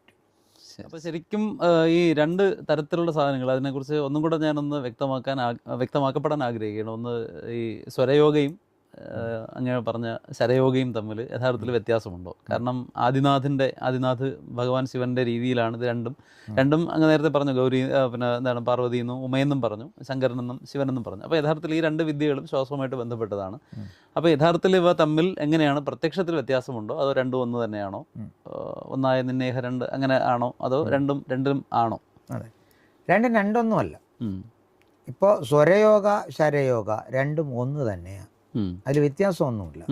ഒന്ന് സ്വരാ ബേസ് ചെയ്ത് നിൽക്കുന്നു, നമ്മുടെ ഉള്ളിൽ ഒരു ശബ്ദ തരംഗത്തെ എടുത്തുകൊണ്ട്. അതായത് ഇപ്പം നമ്മൾ ഉള്ളിലെടുക്കുമ്പോൾ അത് സ്വഹം അങ്ങനെ ആ ഒരു രീതിയിൽ അതിനെ ഉള്ളിലേക്ക് എടുത്ത് ശ്വാസത്തിൽ ശബ്ദത്തെ രൂപീകരിച്ചും കൊണ്ട് നമ്മൾ ചെയ്യുന്നതായിട്ട്. ഇതിന് ശബ്ദമൊന്നുമില്ല. ശരം എന്നാൽ കർമ്മം എന്ന ഭാവം, അതായത് നമ്മൾ എടുത്തിരിക്കുന്ന പൂർവീയ കർമ്മം, അതിന് ശബ്ദമൊന്നുമില്ലല്ലോ. അപ്പം അതിൻ്റെ വഴിക്കെടുത്ത് അതിനെ അനുഭവിക്കുക എന്നുള്ളൊരു മെത്തേഡ്. രണ്ടും 2 രീതിക്ക് ഇരിക്കുന്നു എന്നേ ഉള്ളൂ. സാധനം രണ്ടും ഒന്നാണ്. പക്ഷെ ഇതിൽ വരുന്ന വ്യത്യാസം, ഒന്ന് 1 മണിക്കൂർ ഓടുന്നു എന്ന് അവർ പറയുന്നു, അതിലുള്ള മാറ്റം മാത്രമാണ് ഞങ്ങൾ പറയുന്നത്. കറക്റ്റ് 2 മണിക്കൂർ കർമ്മബന്ധിതമായ പ്രവർത്തനം നടക്കുന്നു ബോഡിയിൽ. അപ്പോൾ ഈ 1 മണിക്കൂറിൻ്റെ കണക്ക് ശരിയല്ല. അത് 1 മണിക്കൂർ അവർ പറയുന്നത് ശബ്ദതരംഗങ്ങളായിട്ട് നമ്മൾ മാറ്റി ചെയ്യുന്നത് 1 മണിക്കൂർ ചെയ്യാം, അടുത്ത 1 മണിക്കൂറിലേക്ക് ചെയ്യാൻ പറ്റില്ല. അതുകൊണ്ട് ശ്വാസത്തെ ശബ്ദതരംഗങ്ങളിലേക്ക് വിട്ട് നമുക്ക് ഉപയോഗിക്കാൻ 1 മണിക്കൂർ. അതുകൊണ്ട് ഇതിനെ വേറൊരു ടെക്നിക്കായിട്ട് മാറ്റി ഉപയോഗിച്ചിരിക്കുന്ന ഒരു സാധനമാണ് സ്വരയോഗ. അപ്പോൾ രണ്ടും ഒന്ന്, ഒരു സ്വരത്തെ ഒരു ശ്വാസത്തെ ബേസ് ചെയ്ത് നിൽക്കുന്നതാണെങ്കിലും രണ്ട് തലങ്ങളിൽ ഉപയോഗിക്കുന്നു എന്നുള്ളതാണ്. ഒന്ന് ഇന്റേണലി നമ്മുടെ കർമ്മങ്ങളെ എല്ലാം നശിപ്പിച്ച് പൂർണ്ണതയിലേക്ക് എത്താൻ നേട്ടങ്ങളെ കൊണ്ടുവരാൻ പറ്റുമെങ്കിൽ, ഒന്ന് കർമ്മങ്ങളെ എല്ലാം കളഞ്ഞിട്ട് നമ്മൾ ഇതൊന്നും അല്ല എന്നുള്ള രീതിക്ക് മാറുന്നത്, അത് സ്വരയോഗ. ഇതങ്ങനെയല്ല. ഇതെല്ലാ കർമ്മങ്ങളെയും എടുത്ത് വേണ്ടത് അനുഭവിക്കണം, വേണ്ടാത്തത് കത്തിച്ചു കളയണം, അങ്ങനെ പോകുന്നത് ശരയോഗ. അപ്പോൾ രണ്ടും മനസ്സിലായല്ലോ. ഒരു ശ്വാസത്തെ വെച്ച് 2 രീതിക്ക് പ്രവർത്തിക്കുന്ന മെത്തേഡ്സ്. അതുകൊണ്ട് ഇതും അതും വേറെ ഒന്നല്ല, രണ്ടും ഒന്നാണ്. പക്ഷെ 2 രീതിക്ക്. ഇപ്പോൾ ഒരു തീപ്പെട്ടി കൊണ്ട് എന്ത് ചെയ്യാം, അടുപ്പും കത്തിക്കാം, വീടും കത്തിക്കാം. അതുപോലെയാ ഇത് വെച്ചിട്ട് നമുക്ക് ചെറിയ രീതിക്കുള്ള മാറ്റങ്ങളെയും ഉണ്ടാക്കാം, വലിയ രീതിക്കുള്ള മാറ്റങ്ങളെയും ഉണ്ടാക്കാം. ഇപ്പോൾ ശരയോഗയിൽ എന്തൊക്കെയുണ്ട് എന്ന് ചോദിച്ചാൽ, ശരയോഗയിൽ 16 വിധമായ യോഗവിദ്യകൾ അടക്കി വെച്ചിട്ടുണ്ട്. അതിൽ പ്രധാനം ഞാൻ പറഞ്ഞാൽ ചക്രയോഗ, കുണ്ടലിനി യോഗ, ക്രിയായോഗ, ജ്ഞാനയോഗ, ജ്ഞാനമാലായോഗ, ജ്ഞാനകട്കയോഗ, അണുക്രിയായോഗ, പര്യങ്കയോഗ. ഇത് 8 വളരെ പ്രധാനം. ഇനി ഭൈരവയോഗ. ഇതിൻ്റെ പേരാ നിങ്ങൾ വിജ്ഞാന ഭൈരവ തന്ത്രം. ഇത് തന്ത്രമായിട്ട് മാറ്റി നിങ്ങൾ. ഇതിൽ നിന്നെടുത്ത് മാറ്റുമ്പോൾ ഈ 114 തന്ത്രങ്ങൾ ഉണ്ടായിരുന്നിടത്ത്, ക്രിയ ഉണ്ടായിരുന്നിടത്ത്, നിങ്ങൾ 112 എന്തുകൊണ്ട് ചെയ്തേ? എൻ്റെ കയ്യിൽ 114 ഉണ്ടത്. അപ്പോൾ ഈ 114 തന്ത്രത്തിൽ 2 നിങ്ങൾക്ക് ചെയ്യാൻ പറ്റാത്തത് കൊണ്ട്, കാരണം അതിന് വേറൊരു വർഷം വേണം. അപ്പോൾ അത് പറയുമ്പോൾ ഇതിൻ്റെ ഗ്രന്ഥമല്ല എന്ന് മനസ്സിലാവും. അപ്പോൾ അതുകൊണ്ട് 2നെയും മാറ്റിയിട്ട് എന്ത് ചെയ്തു? ഇവിടെ എന്ത് നടന്നു എന്ന് ഞാൻ പറയാം. ഈ 2 ക്രിയകൾക്കും എന്തുകൊണ്ട് മാറ്റം വരുന്നെന്ന് ചോദിച്ചാൽ, ഇപ്പോൾ ശരയോഗയാണ് സ്വരയോഗിയായിട്ട് നിങ്ങൾ മാറ്റിയിരിക്കുന്നത്. എന്തുകൊണ്ട്? ശൈവ സിദ്ധാന്തം എന്ന് പറയുന്നതിന് പണ്ട് തൊട്ടേ ഒരു എതിരാ. വൈഷ്ണവ സിദ്ധാന്തവുമായിട്ട് നമുക്ക് എതിരുണ്ടാക്കി. അപ്പോൾ എല്ലാത്തെയും ശൈവ സിദ്ധാന്തം നോക്കി നോക്കും. ഇപ്പോൾ മോദി സർക്കാർ വന്നതിന് ശേഷമാണ് ശൈവത്തിന് എന്തെങ്കിലും ഒരു ആനുകൂല്യത്തിലേക്ക് പോകുന്നത്, ശിവ എന്ന ഭാഗത്തിലേക്ക്. ഇപ്പോൾ ഞാനിപ്പോൾ കഴിഞ്ഞ പ്രയാഗ്രാജ് കുംഭമേളയ്ക്ക് പോയപ്പോൾ പ്രയാഗ്രാജിൽ കംപ്ലീറ്റ് സ്ഥലത്തും രാമനാമം ജപമാണ് കേൾക്കുന്നത്. പറയുന്നത് ആരുടെ കുംഭമേള? അപ്പോൾ അത് പറയുമ്പോൾ ശൈവന്മാരുടെ ഒരു അവസ്ഥയാണ് അവിടെ പറയുന്നത്. അഘോരികൾ വരുന്നു, അവർ ശൈവ സിദ്ധാന്തക്കാരാ. അവരൊക്കെ വന്ന് കുളിക്കുന്ന ആ പുനിത നദിയിലേക്ക് നിങ്ങൾ പോയി ചെയ്യുമ്പോൾ കേൾക്കുന്നതല്ല രാമൻ്റെ നാമമാണ്, രാമകൃഷ്ണ പ്രാർത്ഥന. അപ്പോൾ അവിടെ പോലും ഒരു ശിവനാമം ഉച്ചരിക്കുന്നില്ല, ആകെ ഒരേ ഒരു ആശ്രമത്തിൽ കേട്ടു. അപ്പോൾ ഇപ്പോഴും അതെങ്ങനെയാണ് നടക്കുന്നതെന്ന് ചോദിച്ചാൽ ഇതാ. അപ്പോൾ ഇതൊരു വേരിയേഷൻ ഉണ്ടാക്കിക്കൊണ്ട് ഒരു ഗാർഡനെ ഉണ്ടാക്കുന്നു എന്നുള്ളത്. അതായത് നമ്മൾ എങ്ങോട്ട് അടുപ്പിക്കുന്നു? ഇപ്പോഴും ആലോചിച്ച് നോക്കും, നിങ്ങൾക്കറിയാമോന്ന് എനിക്കറിയില്ല. അപ്പോൾ സംസ്കൃതം പഠിക്കണം, വേദമന്ത്രങ്ങൾ പഠിക്കണം. ഇപ്പോൾ വീണ്ടും വന്നിട്ടുണ്ട്. എന്തിനാ? നീ എന്താ നിങ്ങളിലിരിക്കുന്ന ഈശ്വരനെ പഠിക്കാൻ പറഞ്ഞാൽ പോരെ? നമ്മളെല്ലാം ഹിന്ദുക്കളല്ലേ? ഇപ്പോൾ ഓരോരുത്തർക്കും ഓരോ ദൈവം ഉണ്ടല്ലോ. ഹിന്ദുക്കൾക്കാണ് ബഹുദൈവം എന്ന് പറയുന്ന ഒരു ആരാധന എന്ന് പറഞ്ഞാൽ ഈശോവാസ്യം ഇതം സർവം, എല്ലാവർക്കും ഒന്നുമില്ല. അതുപോലെ അതിനെ ആരാധിപ്പിക്കാതെ ഇങ്ങനെ പോകണമെന്ന് വേറെ ഒന്നിലേക്ക് നമ്മൾ അടുപ്പിച്ചുകൊണ്ടിരിക്കുക. ഇത് തന്നെയാണ് ഈ ശാസ്ത്രങ്ങളെല്ലാം ഇപ്പോഴും നാർത്തി പോയിട്ട് തിരിച്ചു വരും. നമ്മൾ നോക്കി നോക്കുക, എല്ലാ ഗ്രന്ഥങ്ങളും എടുത്താലും എല്ലാം സംസ്കൃത ടച്ചിൽ വരുന്നതിനെയാണ് നമ്മൾ അംഗീകരിക്കുന്നത്. നമ്മളിപ്പോൾ പറഞ്ഞ ആരെങ്കിലും അംഗീകരിക്കുമോ? നിങ്ങൾ നാളെ ഒരു ടെസ്റ്റ് എഴുതി നോക്കൂ ദൈവത്തെക്കുറിച്ച്, നമ്മളെ പറയും മണ്ടനെന്ന് പറയും. അത് വാൽമീകി എഴുതിയാലേ പറ്റുള്ളൂ, വ്യാസൻ എഴുതിയാനേ പറ്റുള്ളൂ. ഇല്ല, നമുക്കും എഴുതാം, നമ്മുടെ അന്വേഷണങ്ങൾ എഴുതിക്കൂടെ? അതുപോലെയാണ് ശരയോഗത്തിൽ നിന്നും സ്വരയോഗ എന്നൊരു സാധനത്തെ മാറ്റി എഴുതി. അത് അംഗീകരിക്കുന്നു, ഞാനും അംഗീകരിക്കുന്നു, അത് ഓക്കെ. പക്ഷെ ശരയോഗ എൻ്റയർ ടെസ്റ്റ് അതല്ല, വ്യത്യസ്തം. ഇത് രണ്ടും തമ്മിലുള്ള വ്യത്യാസമാണ്. അപ്പോൾ ഈ ശരയോഗ കൂടുതലായിട്ടും കണക്ട് ആയിരിക്കുന്നത് നമ്മുടെ ഇതാണോ, നമ്മുടെ സിദ്ധ പരമ്പരയുമായിട്ട്? അത് മൊത്തം അതാ. അതായത് ഞാൻ പറഞ്ഞില്ലേ, തിരുമൂലർക്ക് കിട്ടി, തിരുമൂലർ നേരെ അത് അഗസ്ത്യർക്ക് കൊടുത്തു, അഗസ്ത്യർ നേരെ തൻ്റെ ശിഷ്യ പരമ്പരയ്ക്ക് കൊടുത്തു. അങ്ങനെ ആ കുടുംബത്തിലൂടെ ഇരുന്നതുകൊണ്ട് എൻ്റെ കയ്യിൽ വന്നു എന്നുള്ളതാണ്. അപ്പോൾ ഇതിനൊരു എൻ്റെയർ ടെസ്റ്റ് എന്ന് പറയുന്നത് അതിനകത്തൊരു പാർട്ടായിട്ട് തിരുമന്ദിരത്തിലാണ് കിടക്കുന്നത്. തിരുമന്ദിരത്തിൽ തന്നെ ഇതിന് മൊത്ത കാര്യവും പറയുന്നുണ്ട്. അപ്പോൾ ഈ തിരുമന്ദിരത്തിലാണോ അവർ പഠിപ്പിക്കുന്നേട്ടാ? അവിടെ ആ വിഷയം വരണം. അതെ. അപ്പോൾ സ്വാഭാവികമായിട്ടും വരുന്നൊരു സംശയമുണ്ട്. അതായത് നമ്മളിപ്പോൾ ഈ പഴയ കാലത്ത് വൈഷ്ണവേറ്റ്സും ശൈവേറ്റ്സും തമ്മിൽ ഭയങ്കരമായിട്ട് യുദ്ധം ഉണ്ടായിരുന്നു. അപ്പോൾ യഥാർത്ഥത്തിൽ നമ്മൾ പറഞ്ഞു വയ്ക്കുന്നത് യഥാർത്ഥത്തിൽ സദാശിവൻ എന്ന് പറയുന്ന അൾട്ടിമേറ്റ് ആയിട്ടുള്ള ഒന്നും അതിൻ്റെ താഴെയുള്ള 3 വകഭേദങ്ങളായിട്ട് ദേവിക്കും താഴെയായിട്ട് മായയുടെ കഞ്ചുകങ്ങൾക്കും മുകളിലായിട്ട് നമ്മൾ പറയുന്നതായിട്ടാണ് ഈ ത്രിമൂർത്തി സങ്കല്പം പറയുന്നത്. അപ്പോൾ അതിൽ പറയുന്ന ബ്രഹ്മ വിഷ്ണു മഹേശ്വരന്മാരെന്ന് പറയുമ്പോൾ അതിൽ ഒരാൾ മാത്രമാണ് വിഷ്ണു സ്ഥിതി നടത്തിക്കൊണ്ട് പോകുന്നത്. ശിവൻ എന്ന് പറയുന്നത് സംഹാരത്തിൻ്റെ മൂർത്തിയായിട്ട്. പക്ഷേ ഇതിൻ്റെ മുകളിൽ നിൽക്കുന്നത് സദാശിവൻ തന്നെയാണെന്ന് പറയുന്നു. അപ്പോൾ ഈ വൈഷ്ണവേറ്റ്സിൻ്റെ കോൺസെപ്റ്റിൽ പറയുന്നത് വിഷ്ണുവാണ് എല്ലാം എന്ന് പറയുന്നു. അപ്പോൾ ഈ ഒരു കൺഫ്യൂഷൻ ബ്രഹ്മാവിനെ ആരും മൈൻഡ് ചെയ്യുന്നില്ല, കാരണം അന്ന് ഇതുള്ളതുകൊണ്ട്. അപ്പോൾ ഇതിൻ്റെ ഒരു സത്യാവസ്ഥ എന്താണ് യഥാർത്ഥത്തിൽ? അതായത് വിഷ്ണു അൾട്ടിമേറ്റ് അല്ല, വ്യാപിതൻ. നമ്മൾ പറയുന്നത് പ്രാണശക്തി എല്ലായിടത്തും വേണം, അല്ലേ? പ്രാണശക്തി ഇല്ലാതെ ഒരു ജീവനും ഇരിക്കാൻ പറ്റും. അപ്പം നിങ്ങളെ നയിച്ചുകൊണ്ടിരിക്കുന്ന പ്രാണശക്തി, ഓക്കെ, അത് വിഷ്ണുവാണ്. അതുകൊണ്ട് അവർ പറയണ വിഷ്ണുവിനെ ആരാധിക്കുക, എല്ലായിടത്തും നിറഞ്ഞു നിന്നെ സംരക്ഷിക്കുന്നു, ഓക്കെ. പക്ഷെ അതല്ലല്ലോ, ഈ എല്ലാത്തിനെയും സംരക്ഷിക്കുന്ന ഒരാളെയും എടുക്കുന്ന ഒരാളുണ്ട്, ആള് വേറെയാ. അപ്പോൾ നിന്റെ സഹവാസം, അതായത് പ്രാണശക്തിയിൽ നിന്നുള്ള സഹവാസത്തെ കവിഞ്ഞ് ഞാൻ ആ ശക്തിയുമായിട്ട് കണക്റ്റ് ആയാൽ നീ ഇവിടെ ഇല്ലാതിരുന്നാലും എനിക്ക് ജീവിക്കാം. മനസ്സിലായോ? അപ്പോൾ യഥാർത്ഥത്തിൽ MD തിരിച്ചൊരു മാനേജർ, താഴത്തെ ജോലിക്കാരൻ. അപ്പോൾ സ്റ്റാഫിന് എല്ലാം കണക്ട് ചെയ്ത് വെച്ചിരിക്കുന്നത് ആരെയെന്ന് ചോദിച്ചാൽ മാനേജറെയാണ്. അപ്പോൾ ഈ മാനേജർ ഇതെല്ലാം മാനേജ് ചെയ്തിരുന്നുകൊണ്ടിരിക്കുമ്പോൾ മാനേജർ വലിയ കുഴപ്പക്കാരനാണെന്ന് കാണുമ്പോൾ ഈ തൊഴിലാളിക്ക് നേരെ MDയെ പിടിക്കാം. MDയെ പിടിച്ചു കഴിഞ്ഞാൽ അദ്ദേഹത്തിന് ഇറക്കി വിടാൻ പറ്റില്ല. ഇനി അദ്ദേഹം ശമ്പളം കൊടുക്കണ്ട, അദ്ദേഹം നിയന്ത്രിക്കണ്ട. നമ്മളിവിടെ കണക്ട് എന്നറിഞ്ഞാലേ പുള്ളി തീർന്നു. മനസ്സിലായി? നമ്മൾ കണക്ട് എന്ന് കഴിഞ്ഞാൽ പുള്ളി നമ്മളിലേക്ക് ഒന്നും പറയില്ല. പുള്ളിനെ അടുത്ത് റെക്കമെൻഡ് ചെയ്യുന്ന എന്തായിരിക്കും? എനിക്ക് എന്താ ഒന്നും എന്നെക്കുറിച്ച് പറയല്ലേ. ഇതാണ് ഇവിടെ അവസ്ഥ. ഇതാണ് സിദ്ധന്മാർ പഠിപ്പിച്ച പാഠം എന്ന് പറഞ്ഞാൽ, നിങ്ങൾ നേരെ വൈഷ്ണവ് പ്രപഞ്ചത്തിലിരിക്കുന്ന പ്രാണശക്തി അറി, അതാണ് വിഷ്ണു. വിഷ്ണുവിനെ അറിഞ്ഞോ, വിഷ്ണുവിനെ ഉപയോഗിച്ച് പരത്തിൽ പിടിക്ക്, ഇതിലൂടെ അതിലേക്ക് പോ. അത് തന്നെയാണ് വൈഷ്ണവം പഠിപ്പിക്കുന്നത്. പക്ഷെ എവിടെ അടച്ചിരിക്കുന്നു? അതിൽ പിടിച്ച് ഉറപ്പിക്കുന്നു. അപ്പോൾ പ്രാണനെ പിടിച്ചു വെച്ചോ, ഇതല്ലേ പ്രാണായാമം. പ്രാണനെ പിടിച്ചു വെച്ച് ചാവാനാണോ? അല്ല. ഞാൻ അതാ ചോദിക്കുന്നത്. പ്രാണായാമം പ്രാണനെ പിടിച്ചു വയ്ക്കുന്നതല്ല. പ്രാണായാമ, പ്രാണനോടൊപ്പം സഞ്ചരിക്കുക. എങ്ങോട്ടത്തേക്ക് അറിയണ്ടേ?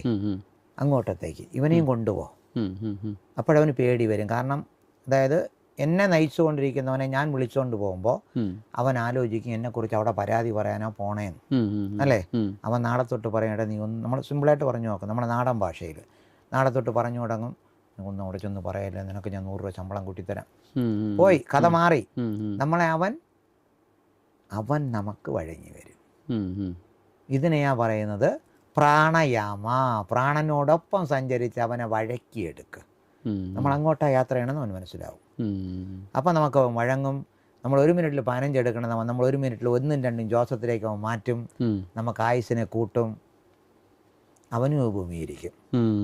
അപ്പം നമ്മൾ എന്ത് ചെയ്യും? മറ്റേ പറയും, നീ അവനും വല്ലതും കൊടുക്കും എന്ന് നമ്മളും റെക്കമെൻഡ് ചെയ്യും. കാരണം ഇവൻ നമ്മളെ സേവിക്കുകയല്ലേ. അപ്പം നമ്മുടെ ആയുസിനെ കൂട്ടും. ഇതാണ് ശരയോഗം പഠിപ്പിക്കുന്നത്. അപ്പോൾ രണ്ടും രണ്ടാണോ എന്ന് ചോദിച്ചാൽ രണ്ടാ. വിഷ്ണുവാണ് ദൈവമെന്ന് ആർക്കും വേണമെങ്കിലും പറഞ്ഞിരിക്കാം. ഞാനും ദൈവമാ, നിങ്ങളും ദൈവമാ, ഇതിപ്പോൾ ഷൂട്ട് ചെയ്യണവരും ദൈവമാ, കേൾക്കുന്നവരും ദൈവമാ. ആരും ദൈവം അല്ലാതില്ല. ഇതിൽ വിഷ്ണുവാണോ നിങ്ങൾ ബ്രഹ്മാവാണോ ശിവനാണോ നിങ്ങളാ തീരുമാനിക്കേണ്ടത്. അപ്പോൾ നമ്മൾ സാധാരണയായിട്ട് ഈ ബലികർമാദികളൊക്കെ ചെയ്യുമ്പോഴത്തേക്ക് വിഷ്ണു ലോകം പോകണം എന്നുള്ള രീതിയിലാണ് നമ്മൾ പ്രാർത്ഥന സങ്കല്പം വയ്ക്കുന്നത്. അപ്പോൾ അതിൻ്റെ ഒരു രഹസ്യം, അതായത് ബലികർമ്മം നടത്തുമ്പോൾ ബലികർമ്മം നടത്തി കഴിഞ്ഞാൽ ഈ ആത്മാവ് വിഷ്ണു ലോകത്തേക്ക് പോകുന്നു എന്ന് പറയുന്നു. ഇങ്ങനെയാണ് പറയപ്പെടുന്നത്. ഇപ്പോൾ വിഷ്ണു ലോകം എന്ന് പറയുന്നത് നമ്മൾ പറയുന്നത് പിതൃലോക. അപ്പോൾ വിഷ്ണു എന്നാൽ എന്തെന്ന് ഇപ്പോൾ പൊളിക്കാം. വിഷ്ണു എന്നാൽ നമ്മളെ ജീന, നമ്മൾ ഏത് ജീനിൽ നിന്ന് എവിടെ നിന്നാണ് ഉണ്ടായി വന്നിരിക്കുക, അതാണ് നമ്മുടെ പിതൃക്കൾ. ഏത് ഭാഗത്തു നിന്നാണോ നമ്മൾ വന്നത് അവിടേക്ക് നമ്മൾ തിരിച്ചയക്കും. അതാണോ ശരി? അതിനും മേളൊരു പടിക്ക് അപ്പോഴും പോകുന്നില്ലല്ലോ. ഇപ്പോൾ അല്ലാതൊരു ലോകമല്ല വിഷ്ണു ലോകം. നിങ്ങൾ എവിടെയെങ്കിലും കേട്ടിട്ടുണ്ടോ? ഇല്ല. ഭൂലോകം, ബോർലോകം, മകർലോകം. നമ്മൾ ഈ വിഷ്ണു അണ്ടങ്ങളെന്നും രുദ്രാണ്ടങ്ങളെന്നും അതുപോലെ തന്നെ അതിന്റെ മുകളിൽ ശക്തി അണ്ടങ്ങളാണ്. അപ്പൊ അത് ലോകങ്ങളായിട്ട് നമുക്ക് വ്യാഖ്യാനിച്ചൂടെ എങ്ങനെയാണെങ്കിൽ? അത് അണ്ടങ്ങൾ. അണ്ടങ്ങൾ അങ്ങനത്തെ 1008 അണ്ടങ്ങളുണ്ട്. അതെല്ലാം നമ്മളിപ്പോൾ ലോകങ്ങളായിട്ടല്ല പറയുന്നത്. ഈ കഥകളിലൂടെ ഇതെല്ലാം ലോകം ലോകം എന്ന് പറഞ്ഞു പോകുന്നതാ. അപ്പൊ ഇതുപോലൊരു ലോകം വേറെ ഇല്ലെന്നാണ് അപ്പൊ അങ്ങ് പറയുന്നത്. ഇത് പോകെ നമുക്ക് ബ്രഹ്മാണ്ടം എന്ന് പറയുന്ന ഒരുപാട് അണ്ടങ്ങൾ കിടപ്പുണ്ട്. അത് ഒരുപാട് അണ്ടങ്ങളുണ്ട്, ഒരുപാട് ജീവനുണ്ട്, ഒരുപാട് മനുഷ്യരിന് വേറെയും ലോകത്ത് ജീവിക്കുന്നുണ്ട്. അതില്ല എന്നല്ല, ഇവിടെ നിന്ന് ജനിച്ച് അങ്ങോട്ടല്ലല്ലോ പോണേ. അതാണ് ഞാൻ പറയുന്നത്. നമ്മൾ ആ ജീനിലേക്ക് കിടക്കും, നമ്മുടെ ഒരു വെർഷനാണ്. അപ്പോൾ ആ ജീന് മടങ്ങിപ്പോയാൽ ഇപ്പോൾ നേരത്തെ ഇരുന്ന വിഷ്ണു അല്ല ഇപ്പോൾ ഇരിക്കുന്നത്. അതുകൊണ്ടാണല്ലോ മന്വന്തരം എന്ന് മാറ്റിക്കൊണ്ടുവരുന്നത്. മനുഷ്യന്റെ സ്വഭാവ ഗുണങ്ങൾ മാറുന്നു. ഇനി നമ്മുടെ DNA മാറ്റം വരും. വിഷ്ണു മാറുമെന്ന് പറയുന്നുണ്ടോ? നമ്മുടെ ഇന്ദ്രനും ഇന്ദ്രപദവിയല്ലേ മാറുള്ളൂ? എല്ലാം വിഷ്ണുവിനെയും മാറ്റണം. നമ്മൾ ഇപ്പൊ പഴയ ഇരിക്കുന്ന വിഷ്ണു അല്ലല്ലോ ഇപ്പോട്ട് വരുന്നേ. നമ്മൾ അതറിയില്ല, അങ്ങനെ കേട്ടിട്ടില്ല. അതെന്ന് പറഞ്ഞാൽ ഇപ്പൊ വിഷ്ണുവിന് ഇപ്പൊ നമുക്ക് എന്തൊക്കെ സ്വഭാവങ്ങൾ മാറി തുടങ്ങി. ഇപ്പൊ വൈഷ്ണവ സ്വഭാവങ്ങളെ മാറുന്നില്ലേ? അല്ല, അത് അവതാരങ്ങളായിട്ട് പറയുന്നതല്ലേ? ദശാവതാരങ്ങളിൽ പറയുമ്പോഴത്തേക്ക് വരുന്ന സ്റ്റേജുകളിൽ അതിൽ പറയുന്നത് കൽക്കി എങ്ങനെയാവും കൽക്കി. അപ്പോൾ വൈഷ്ണവം എന്ന് പറയുന്നത് ശാന്ത സ്വരൂപമാണെങ്കിൽ നാളെ എങ്ങനെ കൽക്കി ഉണ്ടാകും? രുദ്രനും അങ്ങനെ 108 രുദ്രന്മാരുണ്ടെന്ന് നമ്മൾ പറയുന്നത്. ഓരോ തരങ്ങളിൽ, അതിൽ ഓരോ തരങ്ങളിൽ വരും. രുദ്രൻ എല്ലാത്തിലും ക്രൂഡല്ലേ, ഒരേ ക്വാളിറ്റിയിൽ വരുന്നു. ഒരേ ഒരു ഭാവം മാത്രമേ എടുത്തിട്ടുള്ളൂ, ശാന്തനായി. ബാക്കിയെല്ലാം രൗദ്രത്തിലാണ്. ഇത് ഇപ്പം നമ്മൾ കൽക്കിയാകുമെന്ന് പറയുന്നു ദശാവതാരത്തിൽ. എന്തുകൊണ്ടാണ്? ഇനി ഇത് രൗദ്രത്തിലേക്ക് ചേരാൻ പോകുന്നു എന്നർത്ഥം. അപ്പോൾ വിഷ്ണുവിനെ എങ്ങോട്ട് ലയിപ്പിക്കുന്നു നമ്മൾ? ശിവത്തിലേക്ക്. അപ്പം നമ്മുടെ കോണ്ടിനെൻ്റലായിട്ടിരിക്കുന്ന ഈ സാധനത്തിലേക്ക് നമ്മൾ കണക്ട് ചെയ്യാൻ പോകുമ്പോൾ. അല്ല, ഞാൻ ചോദിക്കുന്നത് ആ ശിവനും നമ്മൾ പറയുന്നത്, നമ്മൾ ഈ പറയുന്ന ത്രിമൂർത്തികളിൽ പറയുന്ന ശിവനാണോ അതോ അതിൻ്റെ മുകളിലുള്ള സദാശിവ ഭാവത്തിലുള്ള ശിവനാണോ എന്നാണ് ഞാൻ ചോദിച്ചത്. അല്ല, ഈ ത്രിമൂർത്തി ഭാവത്തിലുള്ള ശിവൻ എന്ന് പറഞ്ഞാൽ നമ്മളെ ജീവൻ എന്ന അവസ്ഥയാണ്. എല്ലാവരും ഇവിടെ പറയുന്ന ശിവം ശിവം. അല്ല, അങ്ങനെയാണെങ്കിൽ സംശയം തീർന്നു. കാരണം സദാശിവൻ എന്ന് പറഞ്ഞാൽ അൾട്ടിമേറ്റ് ശിവ എന്ന് പറയുന്നത്. അപ്പോൾ മോഡേൺ സയൻസ് അതിനെ നമ്മൾ ഈ ശ്യാമദ്രവ്യം എന്ന് പറയുന്നത്, ഡാർക്ക് മാറ്റർ എന്ന് പറയുന്നത്. ശിവൻ എന്നാൽ അൾട്ടിമേറ്റ്. ഇത് ജീവനാ. അതാണ് ശിവൻ വേറ് ജീവൻ വേറില്ല എന്ന് ഞങ്ങളെ പഠിപ്പിക്കുന്നത്. ആ ശിവനാ ഇവിടെ ഇരുന്ന് ജീവിതം കാണിച്ചു തരുന്നത്. ഇപ്പൊ നിങ്ങൾ എങ്ങോട്ടാ പോകുന്നത്? വൈഷ്ണവേറ്റ്സും ശൈവേറ്റ്സും തമ്മിലുള്ള ഒരു ക്ലാഷ് വരുന്നത് ഈ ത്രിമൂർത്തികളിലെ വിഷ്ണുവും ശിവനും തമ്മിലാണോ അതോ ഈ വിഷ്ണുവും സദാശിവനും തമ്മിലുള്ളതാണോ എന്നുള്ളതാണ് ചോദ്യം. വ്യക്തമാക്കേണ്ടത്. അതായത് ഇവരിപ്പോ പറയുന്നത് ഈ ശിവനെയാ, രുദ്രൻ എന്ന ശിവനെ അവരെതിർക്കുന്നത്. നിങ്ങൾ 3 പേരും സഹോദരങ്ങളാ. അതെ. നിങ്ങൾ എന്തിനാ അവരെ എതിർക്കുന്നത്? അത് ഇതിന്റെ മുകളിലാണല്ലോ ദേവി ഭാവത്തിൽ. അതിന്റെ ഇരിക്കുന്നത് വേറെയാ, ശക്തിയായിട്ടിരിക്കുന്നത്. അപ്പൊ ഇതിന്റെ മുകളിലിരിക്കുന്നവരെ നിങ്ങൾക്ക് വേണ്ട. നിങ്ങൾ എന്തിനാ ഇവിടെ കിടന്നടിക്കുന്നേ? നമ്മൾ അതിൽ നിന്നാ വന്നിരിക്കുന്നത്. ഇത് തന്നെയാണല്ലോ ബൈബിളിലും പറഞ്ഞിരിക്കുന്നത്. ഇറങ്ങി വന്ന 2 മക്കളും അടിച്ച് ചത്തുന്നു. ഇതാ ഇവിടെയും നടന്നുകൊണ്ടിരിക്കുന്നത്. ശൈവ വൈഷ്ണവ എന്നുള്ള ഒരു അടിയാ ഉണ്ടായിക്കൊണ്ടിരിക്കുന്നത്. ഇത് കളഞ്ഞാ മതി. ബൈബിളിൽ ഈ മണ്ണ് വെച്ച് രൂപം ഉണ്ടാക്കിയിട്ട് ശ്വാസം ഊതി കൊടുത്തു എന്ന് ബൈബിളിലും അങ്ങനെ പറയുന്നു. ഖുർആനിൽ റൂഹ് ഊതി കൊടുത്തു, ദൈവം തന്നെ ശ്വാസത്തെ നൽകി. ഇത് തന്നെയാണ് എല്ലാത്തിലും. അപ്പൊ ഈ ശ്വാസം എന്നതാ ഈ സാധനം വിട്ടു അതങ്ങനെ സംരക്ഷിക്കുന്നു. നശിപ്പിക്കേണ്ട ഇവിടെ ഒരു പ്രാണന്റെ എക്സ്പ്ലനേഷൻ ആയിട്ടും പറയാറുണ്ടല്ലേ, ഒരു കോൺസ്റ്റന്റ് ആയിട്ടുള്ള മൂവ്മെന്റ് എന്നല്ലേ പറയുന്നത്. അതായത് നിരന്തരമായിട്ട് പ്രവഹിച്ചുകൊണ്ടിരിക്കുന്നത്. അപ്പൊ ഈ നിരന്തരമായിട്ട് പ്രവർത്തിച്ചുകൊണ്ടിരിക്കുന്ന ആള് പോയാ നമ്മളും പോകേണ്ടി വരുന്നു. ഇതാ ചോദ്യം, ഞങ്ങൾ ചോദിക്കുന്ന ചോദ്യം അതാ. അപ്പോൾ വിഷ്ണു അൾട്ടിമേറ്റ് ആണെങ്കിൽ വിഷ്ണു എന്തിനാ നമ്മളെ എടുക്കുന്നത്? എല്ലാവരും ആരാധിക്കുന്നവരാണല്ലോ. അതെ. ഈ വൈഷ്ണവ സിദ്ധാന്ത പ്രകാരവും നിങ്ങൾ ആരാധിക്കുന്നു. വിഷ്ണുവാണ് ദൈവം എന്ന് പറയുന്നത്. വിഷ്ണുവിൻ്റെ പദത്തിലേക്ക് ചേർക്കാനാണെങ്കിൽ ഇനി മണ്ടയിലിരിക്കുന്ന ആളാര് കൊണ്ടുപോകും? താഴെ ഇരിക്കണ എന്നെ കൊണ്ടുപോയി. എൻ്റെ വേറൊരു ഭാവം ഇരിക്കണം, അതിനെയാണ് നിങ്ങൾ എതിർത്തോണ്ടിരിക്കുന്നത്. ഇപ്പോൾ വിഷ്ണുവിൻ്റെ ശില ഉണ്ടാക്കണമെങ്കിലും കല്ല് വേണം, ശിവന്റെ ശില ഉണ്ടാക്കലും കല്ല് വേണം. രണ്ടും കല്ലാ. രണ്ടിനെ അടിച്ചാൽ പൊട്ടും. ആ കല്ലാ ഇത്.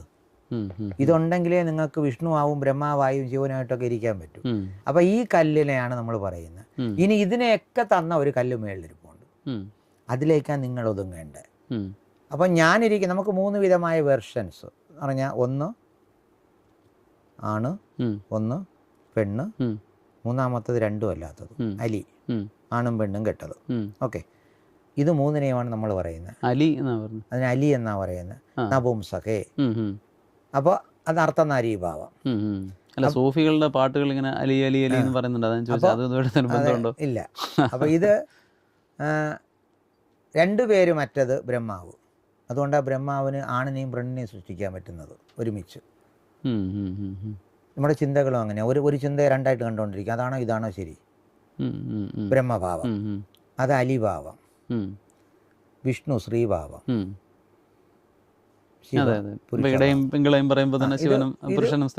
ഇത് 3മായി. അപ്പോൾ ഇത് വിഷ്ണു നാഡി, ഇത് രുദ്രനാഡി, നടുക്കിരിക്കുന്നത് ബ്രഹ്മനാഡി, ചുഴിമുന, ആണും പെണ്ണും കെട്ടിരിക്കും. ഇതിനെയാ. അപ്പോൾ ഇതിലേതാ നമുക്ക് മാറ്റേണ്ടേ? 3 വേണ്ടേ? അപ്പോൾ ഇതാണ് ശരി, നീ വേണ്ടാന്ന് പറയാൻ പറ്റുമോ? പറ്റില്ല. ഇവിടെയാണ് നമ്മൾ തർക്കം വയ്ക്കുന്നത്. അല്ലാതെ മുകളിലിരിക്കുന്ന അൾട്ടിമേറ്റ് എല്ലാവർക്കും ഒന്നാ. അവന് വിഷ്ണു എന്നോ ശിവനെന്നോ ഒരു പേരും ഇല്ലാത്തവനാ. അതിനെയാ പറയുന്നത് പരബ്രഹ്മ സ്വരൂപം. അതിൻ്റെ വേറൊരു പേരാണ് ഈശോവാസം. ഈശോവാസം ഇതം സർവം, എല്ലായിടത്തും ഉണ്ട്. അപ്പോൾ പിന്നെ വേറെ പ്രത്യേകിച്ച് എന്താ പിന്നെ ശിവനിലില്ലാത്ത? അപ്പം ആ ഈശനല്ലല്ലോ വിഷ്ണു എങ്കിൽ. അപ്പോൾ ശിവനിലും ഉണ്ടല്ലോ. നിങ്ങൾ അത് അംഗീകരിക്കുന്നു, ഇത് അംഗീകരിക്കില്ല. അപ്പോൾ ഇവർ മതം വളർത്തുക, അല്ലെങ്കിൽ ഒരു സമുദായത്തെ വളർത്തുക എന്നുള്ള ലക്ഷ്യത്തിലാണ് പോകുന്നത്. അവിടെയാണ് നമുക്ക് എന്ത് പറ്റുന്നതെന്ന് ചോദിച്ചാൽ ഇവിടെ അടിയുണ്ടാകുന്നത്. അത് വേണ്ട. നമ്മളെല്ലാം ഒരു മതത്തിൻ്റെ കീഴിൽ പ്രവർത്തിക്കുന്നുവെങ്കിൽ നമുക്ക് ചെയ്യാൻ പറ്റുന്നത് എല്ലാവരും ഒന്നാണ്, ആരിലും വ്യത്യാസമില്ല. നിങ്ങളങ്ങനെ പോവും, ഞങ്ങളിങ്ങനെ പോവാം. വിഷ്ണുവിൽ പോയാലും ശിവത്തിലേക്ക് വന്നേ പറ്റൂ. കാരണം ഈ രുദ്രഭാവം ഇല്ലാതെ ആർക്കും നശിക്കാൻ പറ്റില്ല. വൈകുണ്ഠ പദവി വേണമെങ്കിലും കാലൻ എടുക്കണമെന്നാ. കാലൻ എന്താ? കാലത്തിൻ്റെ, അതാണ് കാലത്തിൽ ലയം പ്രാപിച്ചിരിക്കുന്നതിൻ്റെ പേര് കല. ആ കലകളാണ് കാലത്തെ നിയന്ത്രിക്കുന്നത്. അപ്പോൾ കാലത്തിനകത്തൊളിഞ്ഞിരിക്കുന്നവൻ്റെ പേരാ കാലം. നിങ്ങൾക്കിപ്പോൾ രാവിലെ നടന്നത് പകുതി പോയി, പകുതി എടുത്തു കഴിഞ്ഞു, ഇനിയൊന്നുമില്ല അതിൽ ബാക്കി. ഇപ്പോൾ അതാ നടന്നുകൊണ്ടിരിക്കുന്ന ഒന്നാ, അടുത്ത് വരാൻ പോകുന്നു. രാത്രിയാകുമ്പോൾ നമ്മളവരെ എടുക്കും. നമ്മുടെ മൈൻഡ് സൈലൻ്റാ. രാത്രി ഓരോ രാത്രിയും നമ്മൾ പുനർജനിച്ചുകൊണ്ടിരിക്കുക. ഇന്നത്തെ മനസ്സല്ലല്ലോ നാളെ നിങ്ങൾക്ക്. അതെന്തുകൊണ്ടാണ്? അതുകൊണ്ടാണ് ഞങ്ങൾക്ക് പഠിക്കുന്നത്, ശരയോഗം പഠിപ്പിക്കുന്ന ഒരു കാര്യമേ ഉള്ളൂ, ഒരു മനസ്സാക ഇരു. ഇന്നൊരു മനസ്സ് നാളെ ഒരു മനസ്സ് വരരുത്, ആർക്കും ജീവിക്കാൻ പറ്റില്ല. അതിനെയാ പറയണത് മനസ്സിനെ കൺട്രോൾ ചെയ്യുന്നു. മനസ്സിനെ ചുമ്മാ ഇങ്ങനെ വ്യാപരിപ്പിച്ചിട്ട് കാര്യമൊന്നുമില്ല. ഒരു തീരുമാനത്തിലിരിക്കും, ആ ഒരു മനസ്സെടുക്ക്. ആ മനസ്സെടുത്ത് വെച്ചിട്ട് നിങ്ങൾ ജീവിക്കാൻ പഠിച്ചാൽ കറക്റ്റായിട്ട് നമുക്ക് പോകാൻ പറ്റും. നമുക്കിപ്പോൾ വൈഷ്ണവമോ ശിവമോ ബ്രഹ്മാവോ ഇതൊന്നും അല്ല തർക്കം. കാരണം അതെല്ലാം നിങ്ങൾ വച്ചിരിക്കുന്ന പേരുകളാണ്.